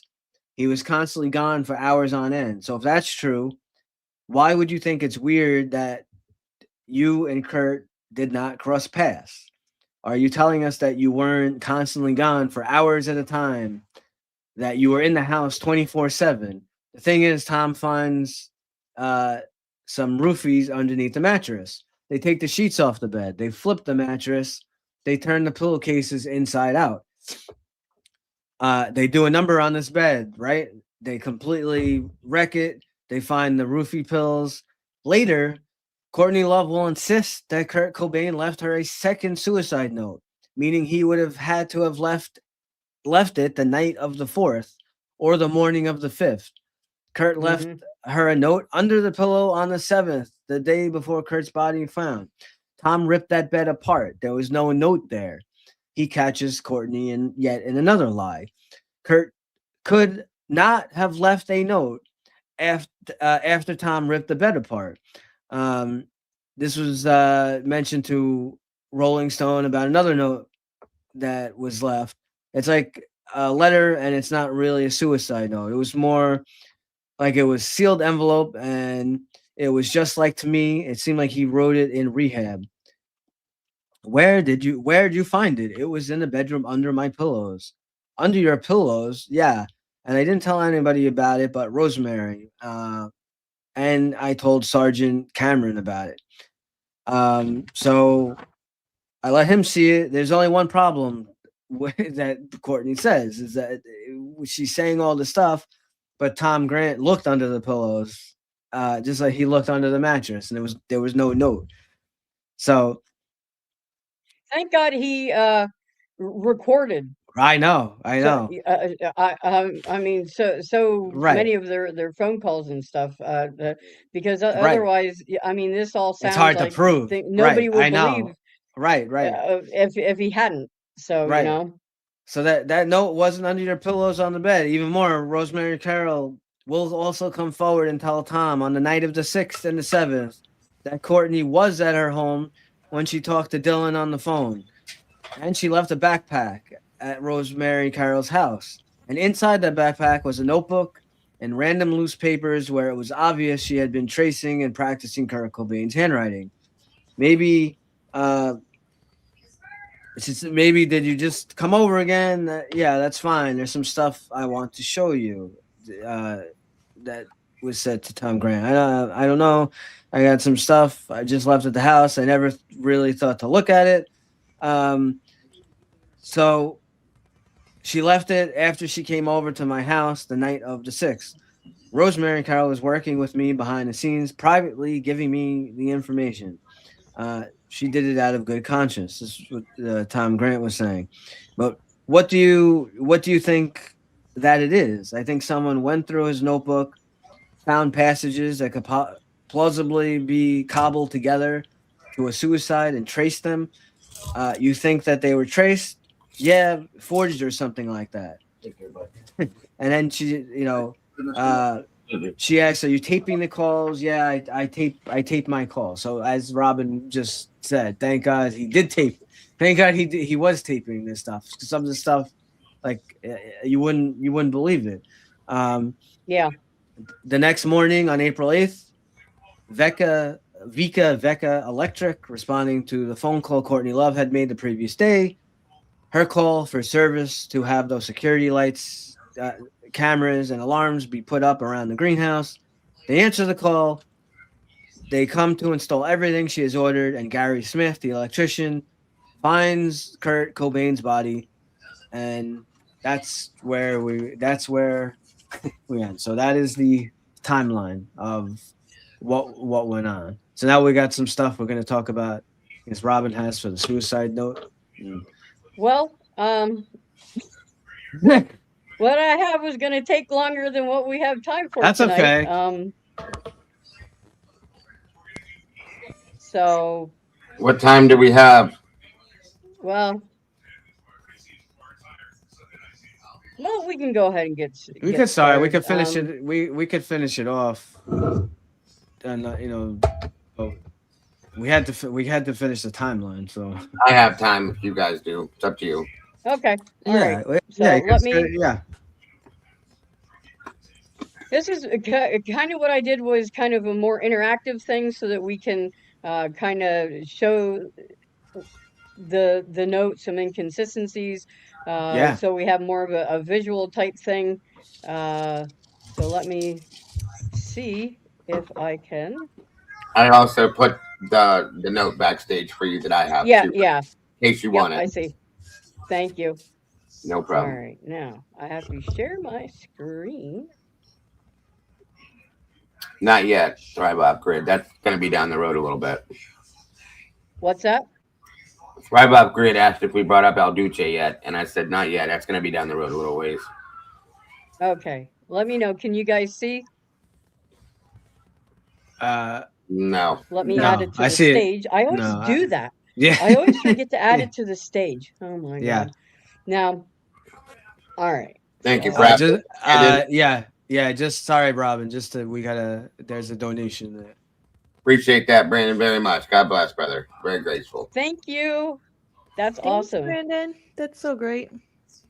Very much so. Okay. All right. So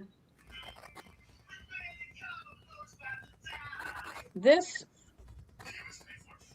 is, of course, the note, and I'll zoom out just a little bit, but I wanted to kind of do a little bit of comparison with some other handwriting of Kurt's and so forth compared to this the suicide note. Now, one of the things that first raises concerns about the suicide note is there's no date. So we don't know exactly when, this may have been written. Okay. It could have been maybe during rehab, during a depressive episode, but at the time he was not suicidal, as Dylan has stated. No. That Right. he Right. didn't believe that he was going to, kill himself. The next odd thing we have is the fact of who this was written to is Boda. I'm not sure which way to Oh, pronounce that, Boda. but Photo. Boda. Boda. Yeah. Okay, Boda. so Boda was Kurt's childhood imaginary friend. Mhm. Now, he didn't address this to, uh, anyone, quote unquote, real, uh, which was odd. So that if you're leaving a suicide note, some people do address it to someone, or sometimes it's not addressed to anyone. So it was odd that he would have addressed it to, a childhood imaginary friend. Right. It's almost So like he's looking at it as like a second identity of himself. Yes. And he's Yeah. talking Yes. to his childhood friend almost as if he's just talking inside his head, but putting it on paper, his thoughts on paper, rather than a suicide letter to somebody. You're pretty Right. on point. You're on point with that, Logan. Yeah. Yep. Yeah, absolutely. Absolutely. So, and about the first 90% of the letter, uh, pretty much is almost like he's saying goodbye to music or to the industry. He's Hmm. tired of the fame and fortune because it it's just more of a trap to him than anything. Someone that was as sensitive and artistic and articulate as him, I think he was really just being worn down by all the trappings of the industry. He just wanted to play music. He didn't, Yeah. and He never work was wanted enough to all the wear anyone stardom. down. You're right. Robin's absolutely He- on. He never wanted to be the star that he was, folks. Period. And I don't- Robin, he wrote stuff all the time like that. Like I have his book journals, that book. Yeah, Right. Tons of scraps of paper from hotels and wherever. He was always writing Mhm. little entries and things like this on random pieces of paper, and that's, in my opinion, that's how that reads to me. Yeah. Right. yeah. I mean, you've got this stuff that's scratched out here, and so this wasn't anything. I mean, if he really wanted to leave a legible letter, he may have even rewrote it or typed it or something.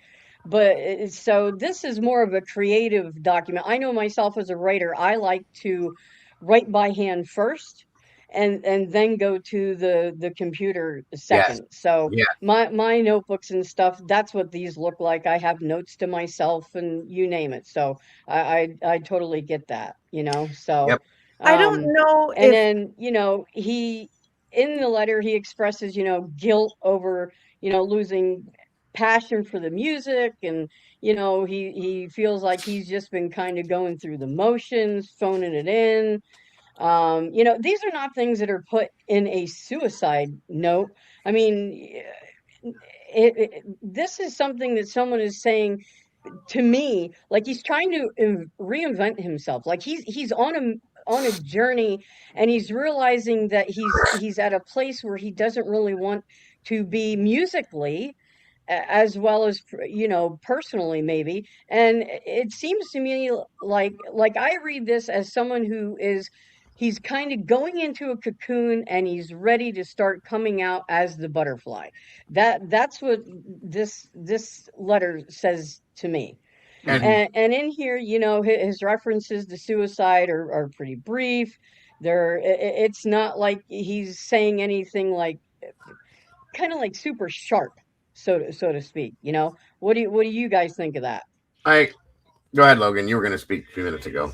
So just real quick, I wanted to say, I don't know if any of you have ever seen a suicide letter or written one yourself, but usually they're either, in one note written out, and there'll be a certain spot for each person that meant something to you, or there will be separate notes.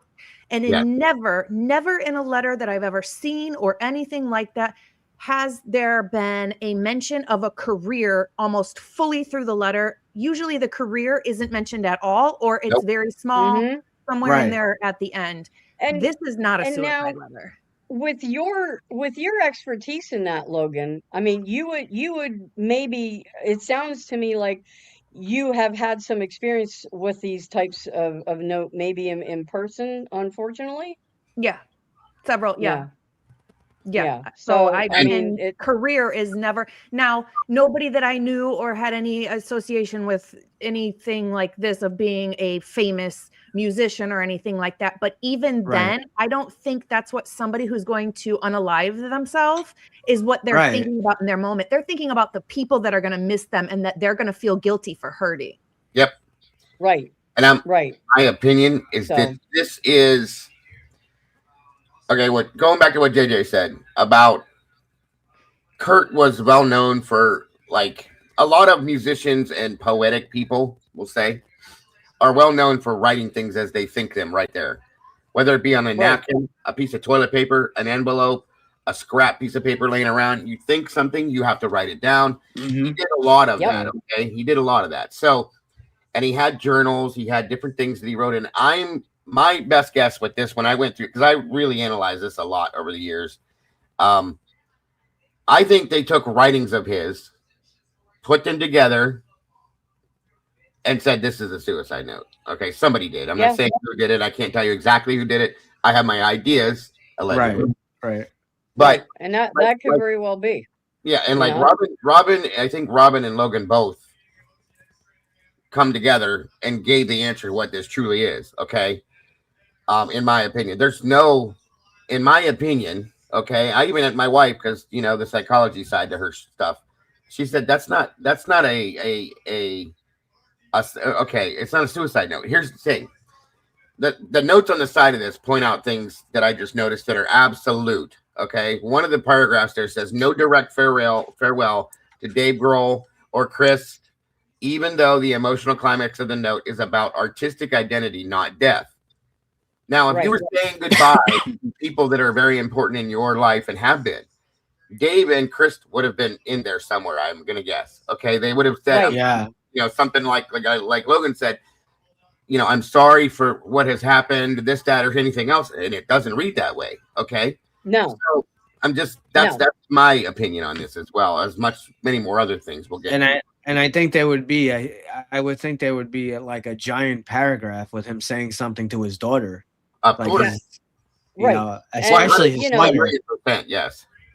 Yeah, and it's only the last few lines. I mean, she doesn't come up in this really until kind of and I mean, like it says here, he lovingly writes about his daughter, yet also emphasizes how happy Francis would be without him.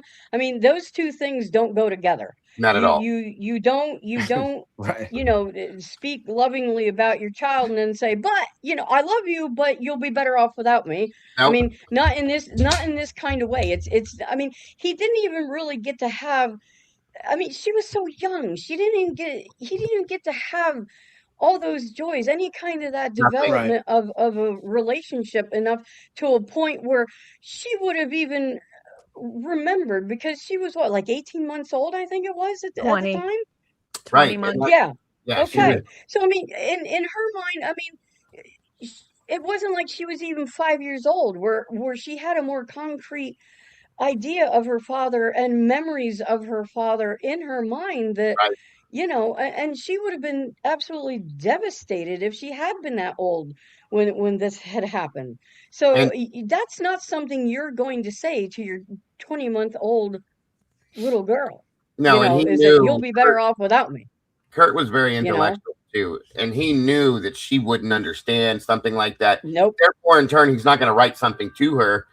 Not to mention, he knows Courtney. Okay, he knows Right. Courtney. He's not going to write something. He knows that Courtney's not going to give this to her. He knows Courtney's not going to read this to her. He knows all of that. Okay, he's never going to leave something like this in the hands of somebody such as Courtney Love to do something like this. Okay, and you can Right. notice looking at this, guys. Also, not to throw that out, but there's multiple versions of penmanship in this. Okay, not Mhm. just Yeah. one.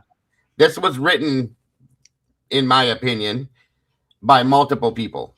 I'll just put it Right. that way, with different Mhm. handwriting. Okay, we all Yeah. know that there were handwriting practice sheets found in Courtney's bag, blah blah blah, so on and so forth. Right. Right. But again, Yeah. if you look at this, like you scroll it up and down, there's multiple versions of penmanship in this. Once Right. again, So, a big red flag. and that was a good segue, Dago. Okay, so Yeah. here's where our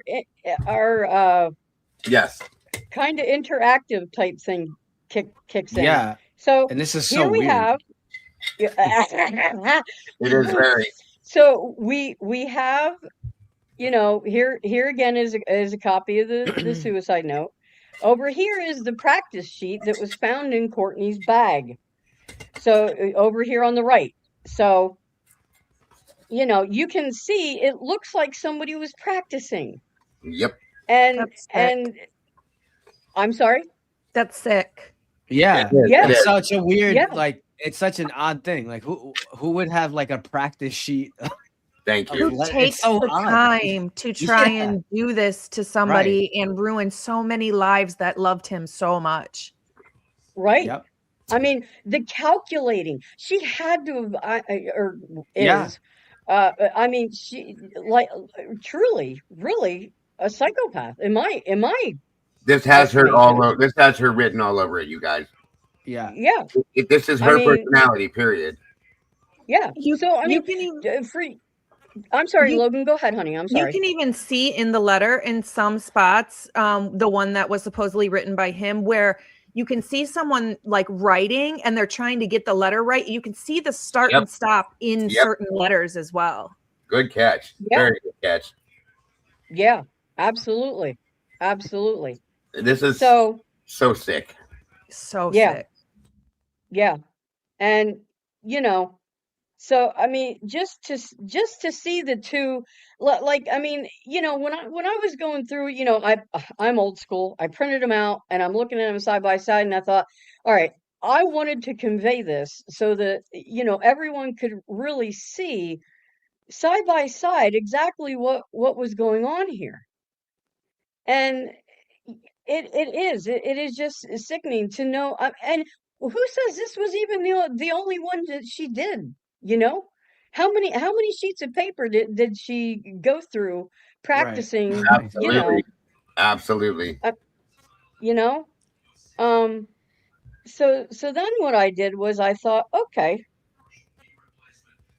let's take and now these are little excerpts from Kurt's journals. Okay.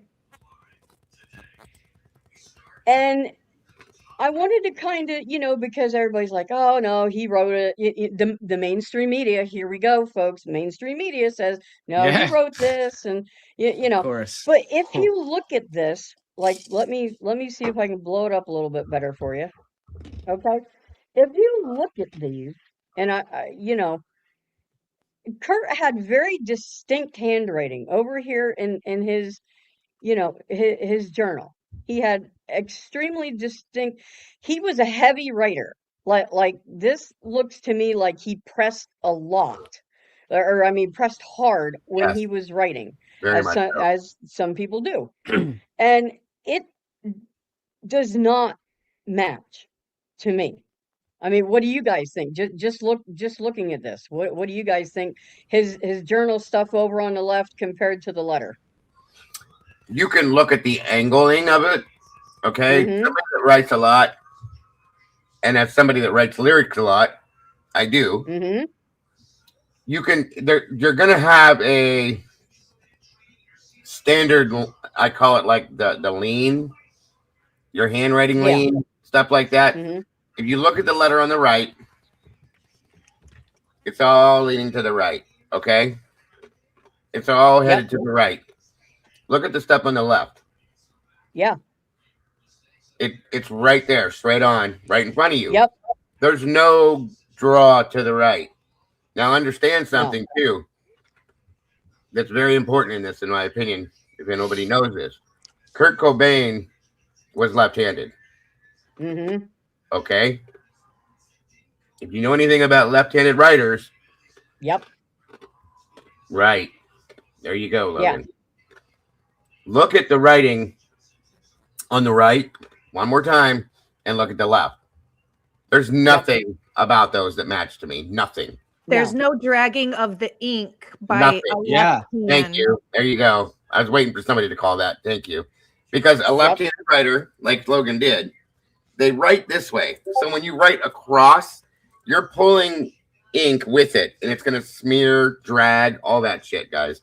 My aunt's been a Yeah. left-handed writer her whole life, and Yeah. it drives me nuts because every time she does it, if it's not with a pencil, even with a pencil, penciling will it'll blend it and smear it. Okay. Yep. And the lean on it would be completely different. So that's what I'm saying. Yes. Because my brother, now he's lefty, and he doesn't write straight up and down like Kurt did, Right. but he leans to the left. He Mhm. leans totally, completely opposite of the supposed suicide note. A lot of So, them do. Right. You yeah. were right. I've also Yep. heard that So, there's a correlation with that, and if you're like an optimist or a pessimist type of Yeah. thinking as well. I've heard there's a lot of correlation with like your mood, your thinking, and the direction your letters turn. oh, that's interesting. I never heard Yeah. that before. Oh, wow. That's Well, I could interesting. tell you I'm a schizophrenic writer, man, because if you could look at different notebooks that I have, and like it depends on my mood, my handwriting will be completely different. It's Yeah. weird. Yeah. Well, That is you're true. you're Mr. CIA, so Yeah. Oh, that's what it is. Yeah. Oh, you guys didn't hear that, right? That I'm in the CIA, right? That's a secret. Yeah, you're the CIA. Oh my God. Now, do you guys ever just quick little side note, just of interest? I tend to write half cursive, half printing. Do I you do guys that do too. that? I do that. Okay. I thought I've always done because that. like I'll start out cursive, and then halfway through the word I might switch to it's weird. I don't know why I do that. I do Okay, the all right. exact I same feel thing, better. Robin. I No do idea the why same I do thing. it, but I do it with everything I do. It's insane. A hybrid, yeah. Somebody in the chat just said that it's hybrid. So Yes. yeah. Thank you. Yay! I'm not alone. Yay. Okay. All right. Okay. So yeah, I just wanted to pull these up and just to kind of show you, and we've all talked about how artistic Kurt was, and I mean, just right. look at the handwriting here Yep. in the. I love this. Oh, and our last and final name is Nirvana. He I was mean, very intentional. yes, and just how artistic that handwriting there is. I mean, really. Some people might not see anything special there, but just kind of the way that he did it, I thought was pretty neat. The way that the S is shaped in the word Oh yeah. is, and just the way that he did the block letters on Nirvana, and I, as someone who likes to doodle and things like that, I totally get it. And then you look over here on the right. Do you guys see anything artistic in this handwriting here? Nothing at all. Nope. No. Not at No. all. To me, the No. way he put the block letters on Nirvana means he took time on writing that, which means that is important to him. Bingo. Absolutely. Bingo. Absolutely. Damn, you're good. Yep. Yep. It was definitely intentional. Definitely. So, Like I said, you guys are on point with this tonight, for real. But the yep. non-smearing of the ink is a huge deal, Big, though. big It time. really, Yeah. really Yeah. is. That's why And I I mean, pointed that out right away. on the letter, okay, the like I said, supposed suicide note. Look at how things are scratched out. Okay, just Yeah. this ugly old line. But over here on Kurt's, Yep. journal entry, it's all kind of squiggly, like little loops, like little circles. Mhm. He didn't just, you know, and Right. so Right. it's just there's no compare. I mean, just as lay people, okay, I'm not a handwriting expert, but just looking at these, I don't know how anyone could think that the person who wrote the suicide note is the same is Kurt. Even as you age, sometimes yes, your handwriting can change, but it's not going to completely change like that No, unless and you have when you some kind of injury. bingo, yes. And when you look at both letters, okay, if you look at the one on the left, you can tell when he's stressing something or Hmm. he's expressing excitement over something because he over exaggerates and over accentuates it. He writes heavy letters. They're Yep. darker. They're bigger. There's none of that. This is all over here on the side is all uniform the same way. It's written different penmanships in my opinion, but there's nothing over there that if he's stressing something, I would imagine because he did it over here with his other stuff and in his journals, he would stress it. He would make it darker, bigger, more bold. None of that is in this right-handed letter at Yeah. all. Yeah. Right. If you look at his Right. lowercase m's, the one on the left, his have a very specific first line down. Yeah. And then you see the humpback. Yes.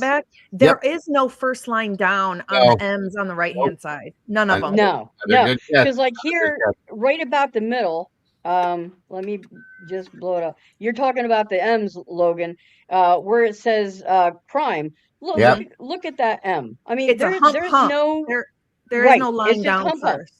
Yep. Exactly. Yeah, there's no Exactly. definition of the M itself. It's just a real quick. No. Right. Good catch. Yep. Yep.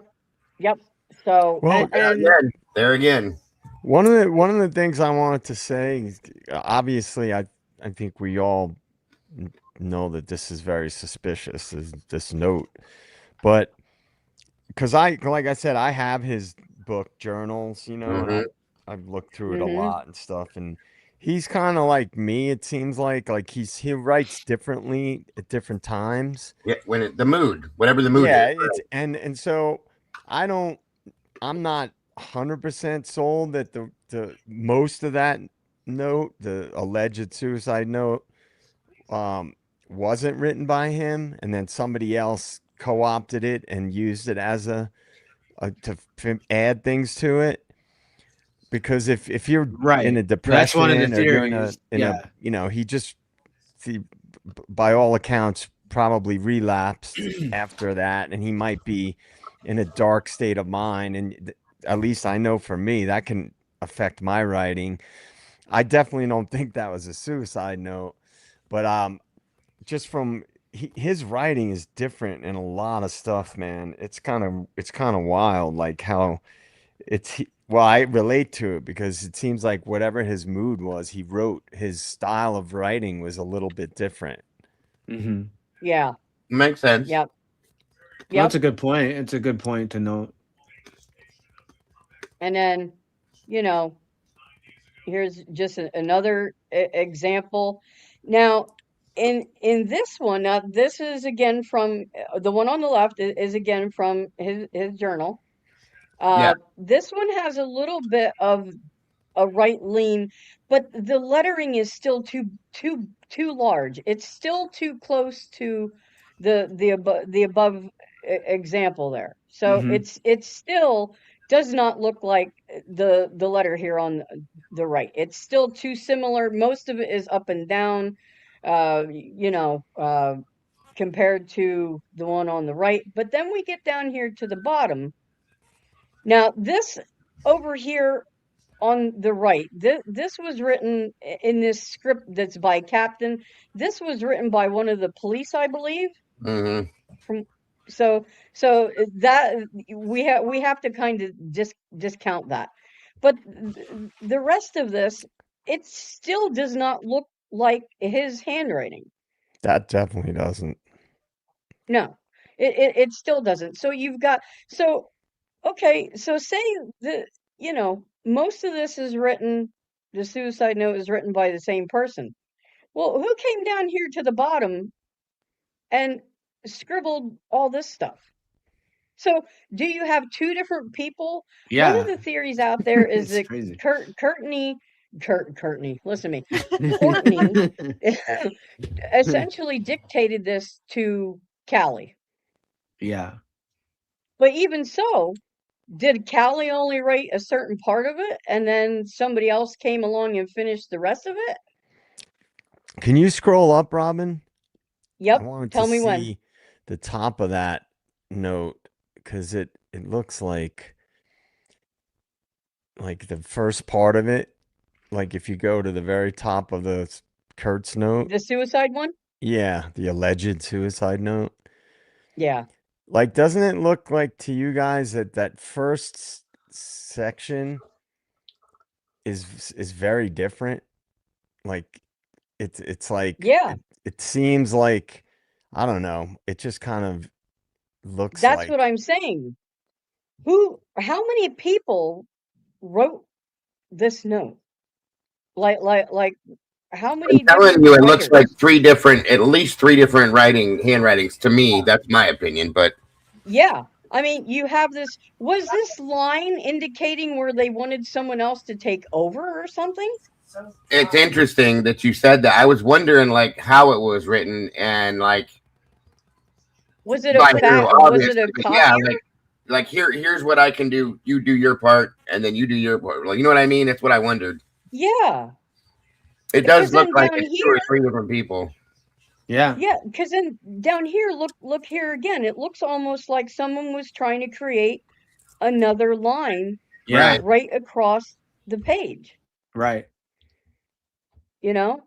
So I really found that fascinating to think that people, and then here again we have this other heavy line, and then we come up with these last Right. Right. four Yeah. wacky lines. So how Right. many people wrote this damn thing? It makes you wonder. Not Kurt, Yeah. Callie, not Eric.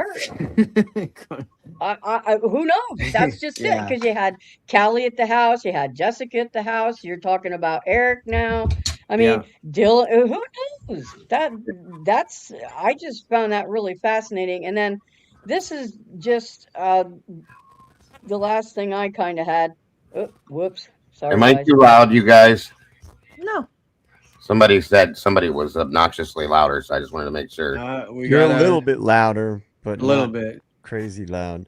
We got another donation from Frat Boy Brandon, $9.99.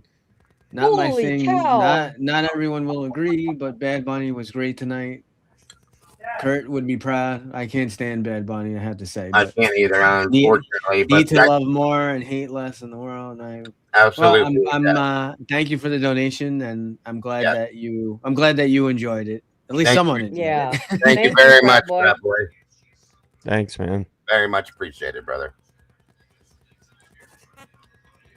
And then there's just two other things I really had on this. This is a little scary, but this was also in Kurt's journal, just showing his Nice. creativity artistically wise. Wow. I mean, yeah, not It's a pretty cool everyone is picture. into this type of thing, That's but Eddie. That is Eddie from Iron. Yeah. Yeah, it's yeah, Eddie. I don't That is think I could. Eddie I from don't think Iron I could. Yeah. Even if I tried, I couldn't make that. yeah, I couldn't. Yeah, I mean, I draw pretty good, but not like that. So I mean, just his level of artistic ability, was really cool. And then I don't Right. know if um you guys are aware of the potential of, why won't that go up? All right, fine, you'll come down. There was a letter to Chris, I guess, Yes. from Kurt. It's in a book, a 2008 book called Cobain Unsent or something like that. Yes. Are you guys aware of that one? Yes. Okay. I'm aware of this letter, yes. Okay. What do you think of it, Logan? I think it was written to him, whether it was a joke or him just thinking out loud or whatever it was. I'm not exactly sure, but I think he wrote this. Well, what I was just going to say, because if we take this over and we put it, this whiteboard thing is wild. I don't think it was anything like recent though. No. But I mean, a lot of the lettering, even if this one over here on the left is a heavier handwriting, you can still see a lot of similarities just in the writing itself, you know. Mm-hmm. So I You thought know, that like was Joe said too, though. I agree, and I have to agree. Like Kurt was a very emotional person, and like with yep, his writing would show his mood, right, if that makes sense. right, Yeah, you kind of right, you can kind of see that. So Because there's right. some things in the journal book that I have, and then I'm like, damn, he writes like one thing will be super neat, and then another one will Mm-hmm. be more like scribbly. see, those two match to me in some ways. Yeah, yeah. Especially the way it Because looks like the Chris one or Christ was written with pencil and you can see the Mm-hmm. lead smearing. So Yep. to me, it yeah, looks like a left-handed. But I'm not sure what the yes, intention of that was. If he was joking or if he was just thinking out loud or what it was. yeah. I don't know either, but I just thought it was interesting to look at the two pieces that you know, because Nirvana here in the Chris letter is very similar to the way that he does Nirvana. Oh crap, where'd it go? I think Uh-oh. it's up more. I gotta zoom Yeah. out. That whiteboard is pretty neat, though. I like that. You know, it's very similar to down here, the way that he did the Nirvana Right. down here. Yeah. Where it's thicker and Very capitalized. similar. Yeah, very similar. The block lettering. Block lettering to me seemed to be something he favored a lot, and I tend to see that more in men than women. It's an artistic thing too. Yeah, I Yeah, agree. that's true too. That's true. So, but Yeah, men do that a lot more often, I think, than yeah, women. I agree with you. yeah. So but so you know, and I can't understand how anyone could possibly think that that suicide note was written by Kurt I at all. just don't. I don't know. Or Joe that it might was be even right written though. by the same person at all. That I definitely think Right. was written And by then multiple people. the Yeah. other big thing, right, is the other note that he apparently wrote that was destroyed. Right. You know, another Yeah, thing Courtney too, got he rid of could have that. had some stuff Right. laying around that we might have been expressing these thoughts, and then Yeah. somebody was like, all right, we're gonna sort of take that narrative and we're gonna write it into this note and turn it into and, Mhm. you know, and make it like Yeah. a suicide note. But you know, I'm certain that that wasn't meant to be a suicide note, in my opinion. No. No. I agree. Do they And ever say if the suicide note was supposedly written before or after the injection of the drugs? I don't It know would if have that's been ever before, I been think. Nobody discussed. ever said, I don't think. Okay. But Yeah. there's no way in hell that could have been after the This- drug induction. right. No. It just depends what his tolerance was at that time, to be honest. Well, no. Listen, No. the amount of drugs that they found in his system, that's one of the main reasons why nobody believes he shot himself, because the needle was found capped afterwards. Logan, it was enough to drop like in a horse. You know what I'm saying? And it's not anywhere near, even tolerance wise, like it's like a lethal dose. It was like The amount. 225 milligrams or something total in his system, Yeah, that's. which was like what, 5 times the I think they said 3. I think it was 3 times. Three the times. amount. Yeah. I think it was 3 times the normal amount. And he had That's not benzos in his uncommon system for also. addicts, though, that use regularly 10 times a day, $200, $300, $500 a day. There's a lot of Right. people that have a high tolerance like that, and that's just normal for them. I've That never doesn't seen anybody take really that much. play at one any time. part for me. Well, his They talk, like his to talk, throw his out those talks. numbers, like 3 times the amount, 10 times the Right, amount. right. It just depends on somebody's tolerance. It could be 400 times Right. the amount, and if that person does that much every day, then it's not going to affect them. Well, I think it will also depend on what time of day you took it, because the needle that was found, he had supposedly, just taken it right before shooting himself. Now, at the rate that when you would plunge that into your vein, it would take effect like within seconds. Right. So there's no way he was going to be able to position the shotgun correctly at the way that the shotgun was, and we can get into that like maybe next week. Yeah. But Well, yeah. I Yeah. do agree with a You lot know. of that, but for me, it just depends what his tolerance was at Yeah. that time. It really does. Yeah, I get that. yeah, He also But- had benzos in his system too. Right. He Right. was taking he had a bunch of different things, or several different things in his system, and That's why the whole Rohypnol thing being planted there is what got Tom Grant like funky, because once again it's her trying to say, look what he was going to do, or look what he would be doing. You know what I mean? That kind of shit. mhm, Yeah. So yeah.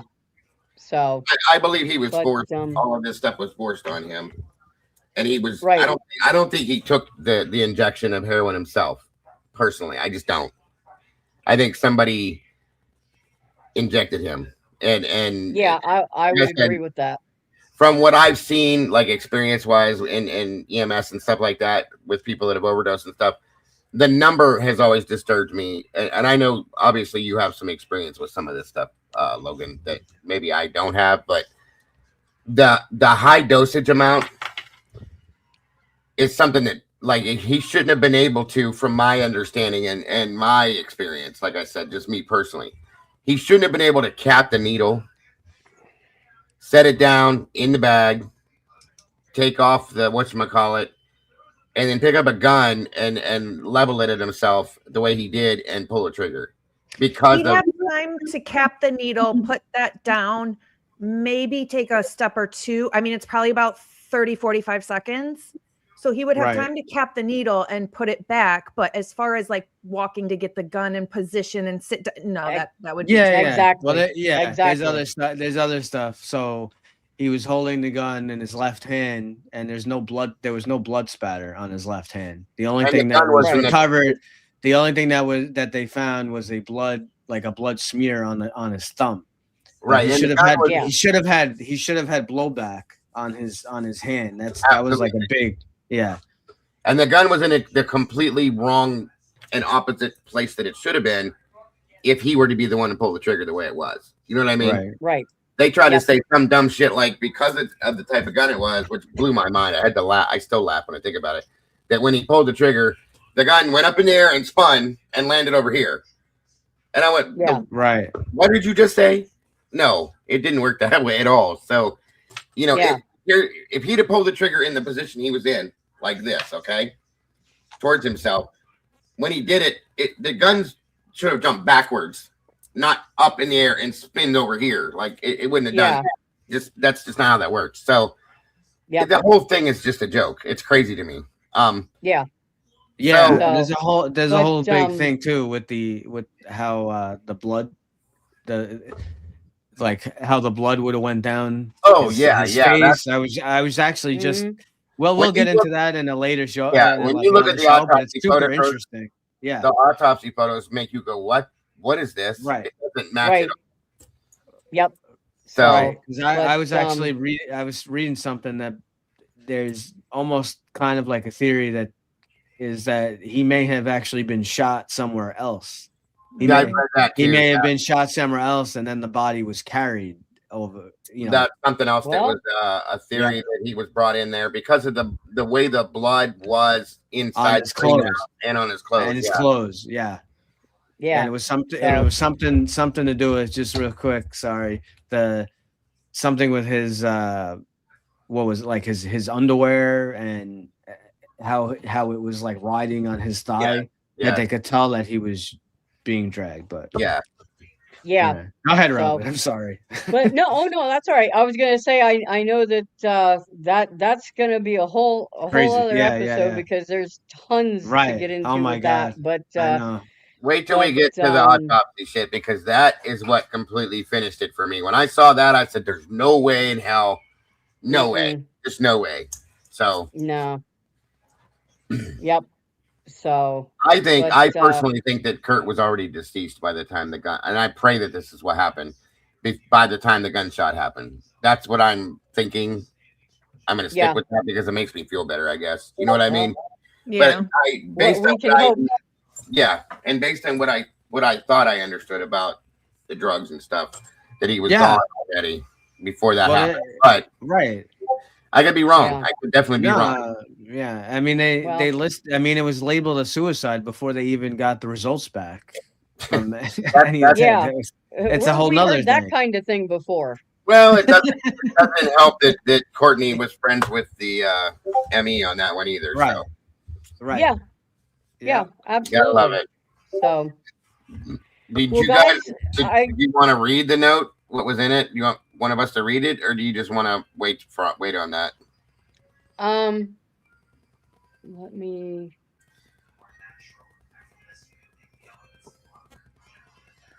Yeah, you should. You want? I'll read Not it. too if you long. want. Yeah, you should read it. Well, yeah, I it's just had to find it. I was just gonna say, well, Yeah. let me go to the next thing. Yeah, I have it here too. It's up to you. Whatever Okay. you guys want to do. So it says to Bada, speaking from the tongue of an experienced simpleton who obviously would rather be an emasculated, infantile complainee, this note should be pretty easy to understand.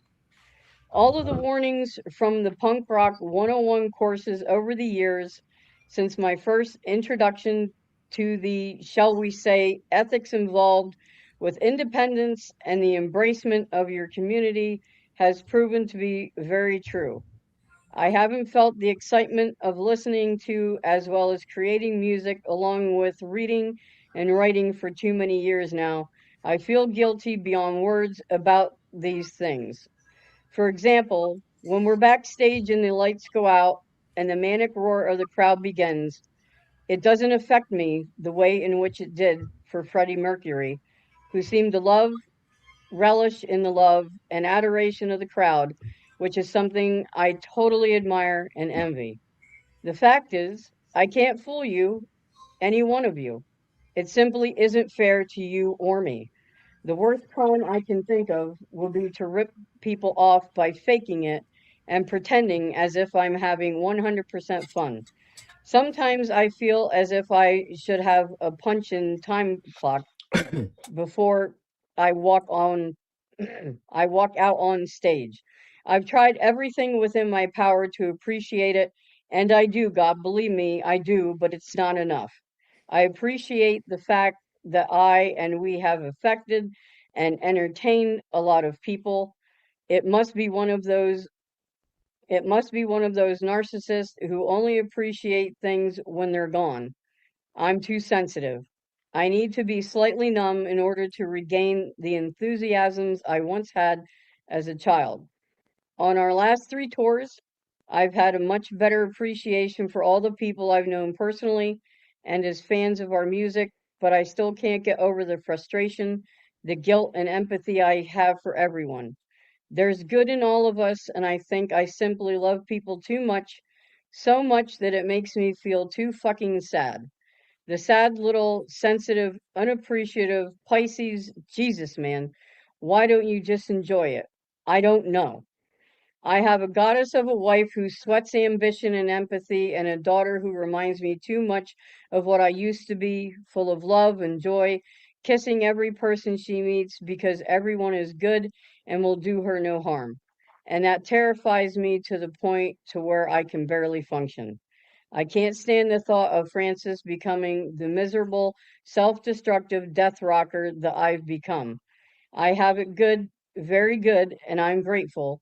But since the age of 7, I've become hateful towards all humans in general, only because it seems so easy for people to get along that have empathy.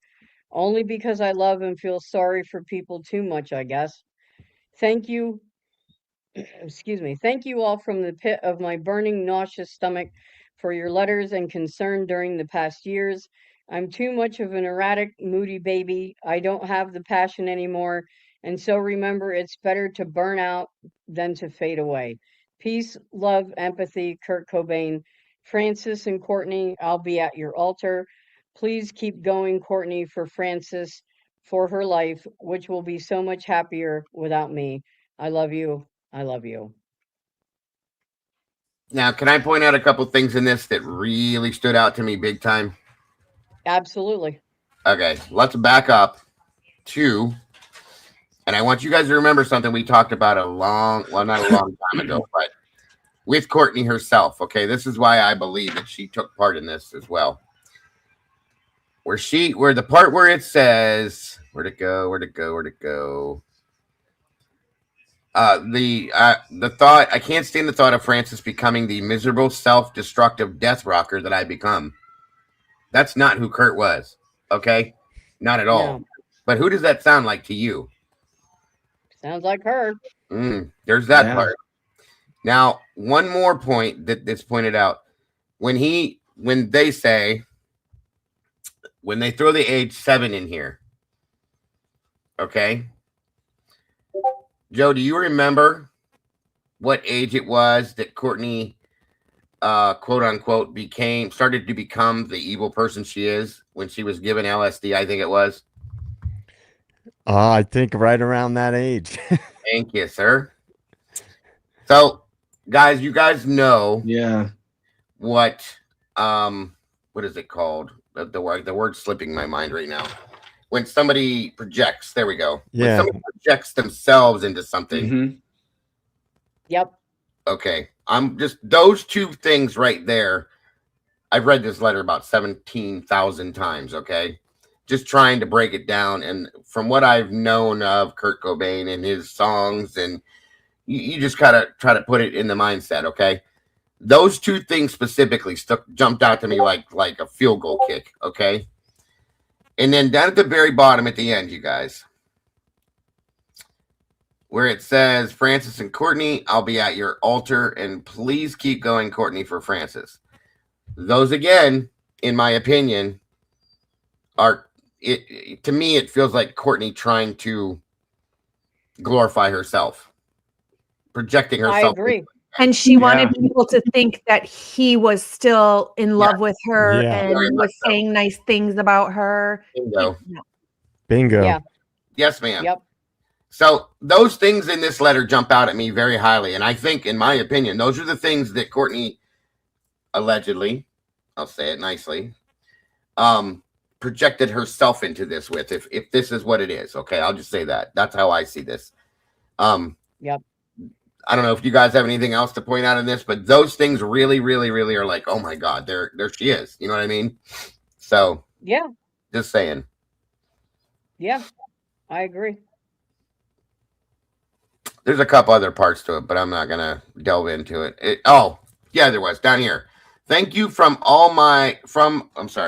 Thank you all from the pit of my burning, nauseous stomach for your letters and concern during the past years. He didn't have that problem anymore, you guys. That was gone. That had been gone. Right. Yeah, he had said it had been over a year since he had a stomach problem. So to me, that statement came from somebody that had no idea that Kurt was no longer going through that. Mm-hmm. Or forgot. Yeah. Let's say, or forgot. I'll put it that way. So Anyway, I'm Yep. sorry. I didn't mean to throw that in the end. I Oh forgot about no, that. that's all right. I'm, you know, No, I I love thought the that exact we same can thing. bring all these perspectives together, you know. Go Yeah. ahead, Joe. I'm sorry.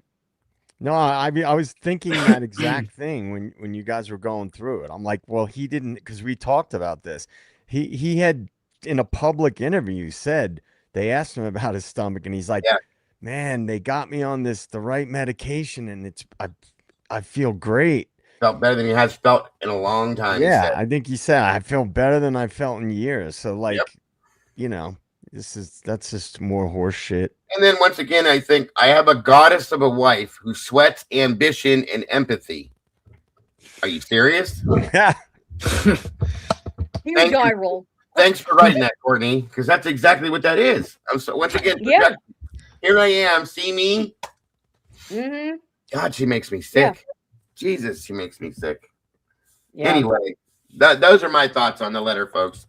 And those are the things, in my opinion, that tell me that he didn't write this either.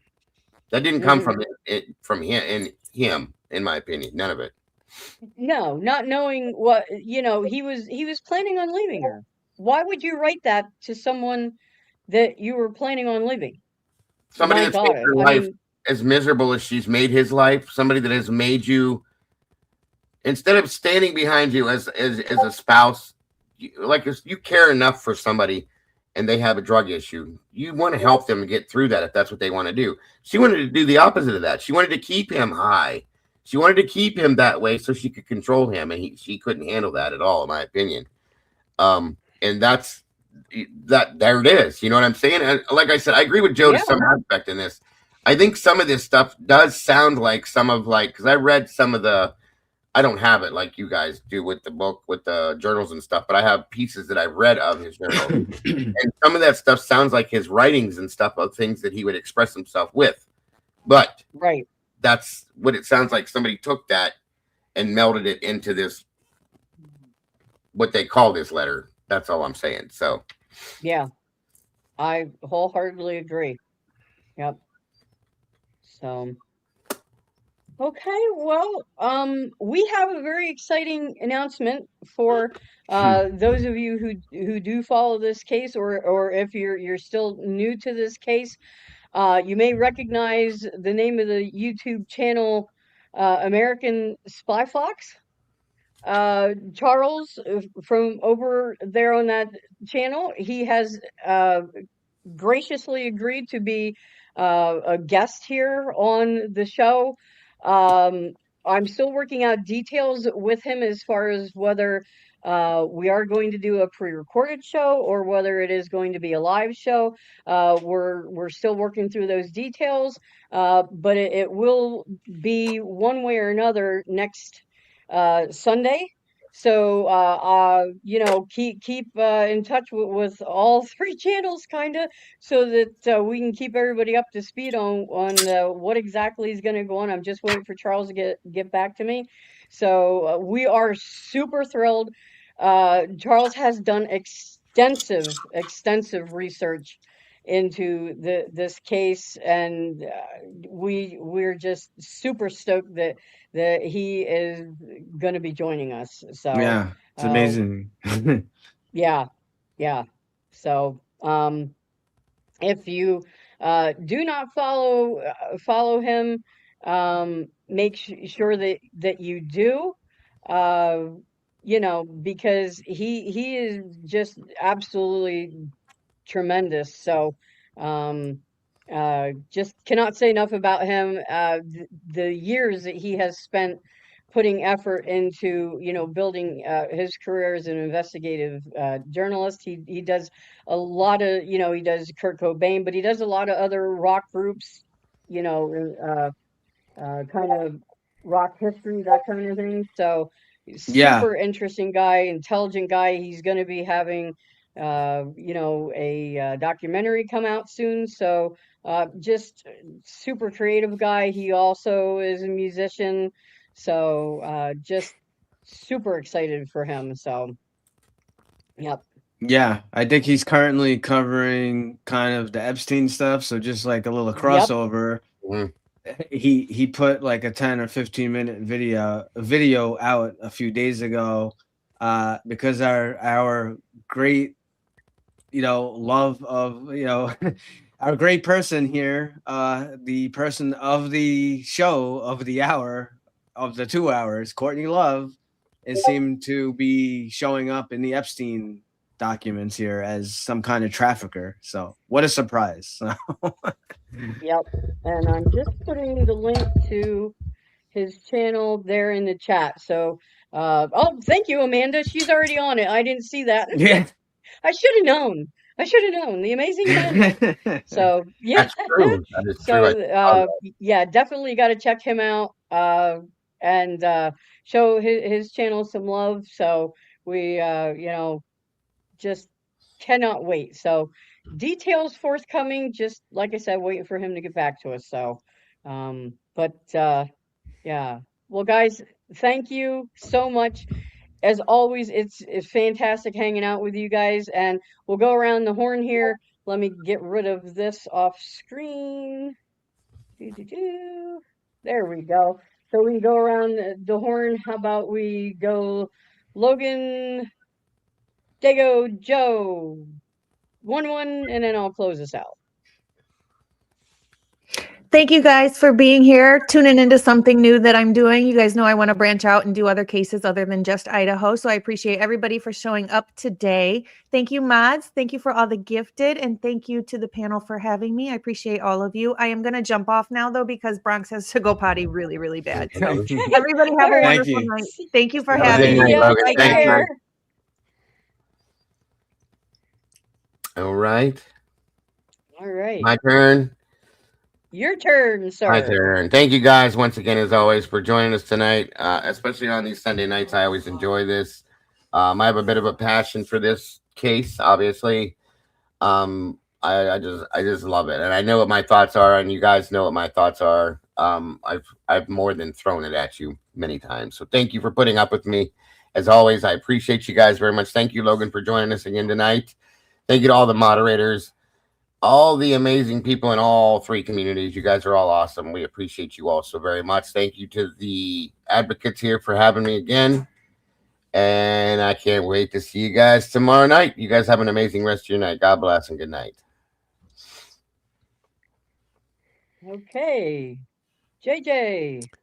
Well, this is my last hurrah for Sunday nights, unless I can hopefully get on with if we do a pre-recorded with American Spy Fox. But it's been a really interesting thing to dig into, because the grunge music scene was a big part of my life. And it was a big influence on me, both just as a person and as a musician.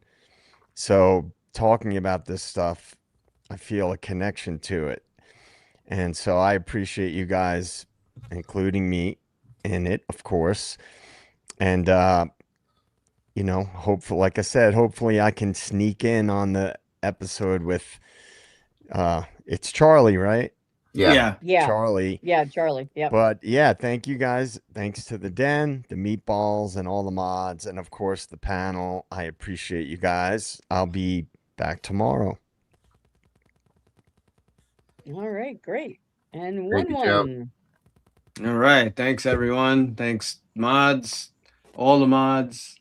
Definitely on our side, Amanda, Essie, and whoever, all these, Bianca Jane, all the mods from all the shows, Denizens, Meatballs, Bronx Tales, True Crime, all you, the panelists. Robin, great info on the suicide note. Great info from you, Dago. Great feedback from you, JJ, as always. So I will leave you with a movie quote to continue my tradition here. This is not very difficult. You guys probably will get it pretty quick, but here we go. Gomer Pyle, do you think I'm cute, Private Pyle? Do you think I'm funny? then wipe that disgusting grin off your face. Well, any fucking time, sweetheart, Private Pile. I'm gonna give you 3 seconds, exactly 3 fucking seconds to wipe that stupid looking grin off your face, or I will gouge your eyeballs and skull fuck you. 1, 2, 3. Full Metal Jacket. Oh, Yeah, very good. Great Classic, fucking movie. Yeah, Great classic movie. sorry, never scene. never Yeah. saw the movie. Sorry. Oh my God, that's Oh boy. Stanley Take the rest. Kubrick, awesome movie. I don't know what to tell you about that. legendary movie, Robin. You got to watch that one, man. Okay, all right. On your recommendation, I will. Yes. I will and watch in You it. fact, I do. You will gotta watch go it. watch it. It's Yeah. a In cla- fact, it's a classic, man. right. It's In a fact, classic. the actor who plays Private Pile, he's he's played so many roles. I can never say his name. Vincent D'Onofrio. That's Vincent it, yeah. D'Onofrio. Oh, He love plays him. on Yeah. He's Law amazing. and Order. Law and Yep. Order. Yep. He plays Kingpin on Daredevil. Yeah. Like, he's in a Excellent bunch show. of stuff. Very Yeah. Bunch of stuff, and he's but- very eccentric too. He's a very eccentric actor. Yeah. Yes. So But that was Arlie Emery. It was just amazing. That. I'm sorry, but he was. I've seen that movie so many Me times. too. man. Me too. It's such a good movie, man. Wow. I've done that thing in my head 1,000 times. Yeah, Matthew Modine is in it. Yeah. Yeah. It's Got an really, all-star cast too. Yeah. really, really good. yeah. Well, thank you, gentlemen, so much. Logan, I'm sorry she had to run up, but hey, I know what that's like when they've got to go. They've got to go. There's, Oh yeah. So thank you guys so much. Joe, we are going to work very hard to make sure that you are going to be able to be there with Charlie. So don't, Yes. Yeah. No, we're I gonna really try to make that appreciate it. happen if at all possible, sir. So, and we have loved having you. And when your gigs change again or whatever, of course, Sunday nights you got to come back, right? Oh, absolutely. Don't make me come looking for you. The Sunday Yeah. gigs only go till like mid-April.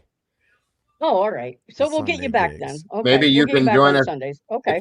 If I get my way and we get to cover Princess Diana, maybe No, it's high. maybe you can join It's us. high JJ. on the yeah. It's high on the Yes, Well, sir. as It's soon high as on the list my there. Sunday gigs go away, because it's a seasonal type thing, Gotcha. Yeah. I'll be back to my normal stuff. Excellent. I really do want Excellent. to cover that, you guys. If you're not catching the hint, Yes. I want yes, it bad. Oh no, that's- it's that. Yeah. It's definitely. Yep. I don't. I Yep. just know. It's I happening. just know. Yeah. I just know like some basic stuff with it. I don't know Oh, there's crazy a lot. amount. So I'm Yeah, I'm there's- super interested to dive into that. So Yeah. There's So- no doubt in my mind that was not an accident, folks. Just so Nope. you know. Nope. Not Yeah. even a Nope. one. Nope. Nope. Dark Yeah. shit, man. So- This It is is. dark But, shit. we'll get into it. So, yeah. but everyone, thank you so much for coming out tonight. Yes, awesome, as always. All three communities, we appreciate all of you so much. Whether you're here live, you're on the replay crew. I have no idea what's happening with the Super Bowl. I don't know. Hopefully for Seahawks won. Yes, they Okay, did. thank you, Essie. Essie says Seahawks won. They So did. They yay did. for Lee. I'm surprised we and can't for hear all him the screaming Seahawks right now. fans. Right. Yeah, he's probably like, "Whew." So that's great. So will you guys have a good night? Now he is on vacation this week. I know he's hoping to pop in sometimes, you know how he does. So hopefully we might get him. I don't know. But we will be here, same bad time, same bad channel tomorrow evening. 6 p.m. Pacific Standard Time and 9 p.m. Eastern, and wherever you are in the world around that. But we will be here discussing some Idaho 4, maybe some Luigi. We have the, Mickey Stein's case. So we've got tons and tons to talk about. And every day new stuff's coming out. So who Yeah. knows what's going to happen tomorrow to be talked about tomorrow night. So, but Yeah. yeah, right. So everyone have a wonderful night. Stay warm out there if you're in the way of all this cold weather. And as Logan would say, be kind to your animals.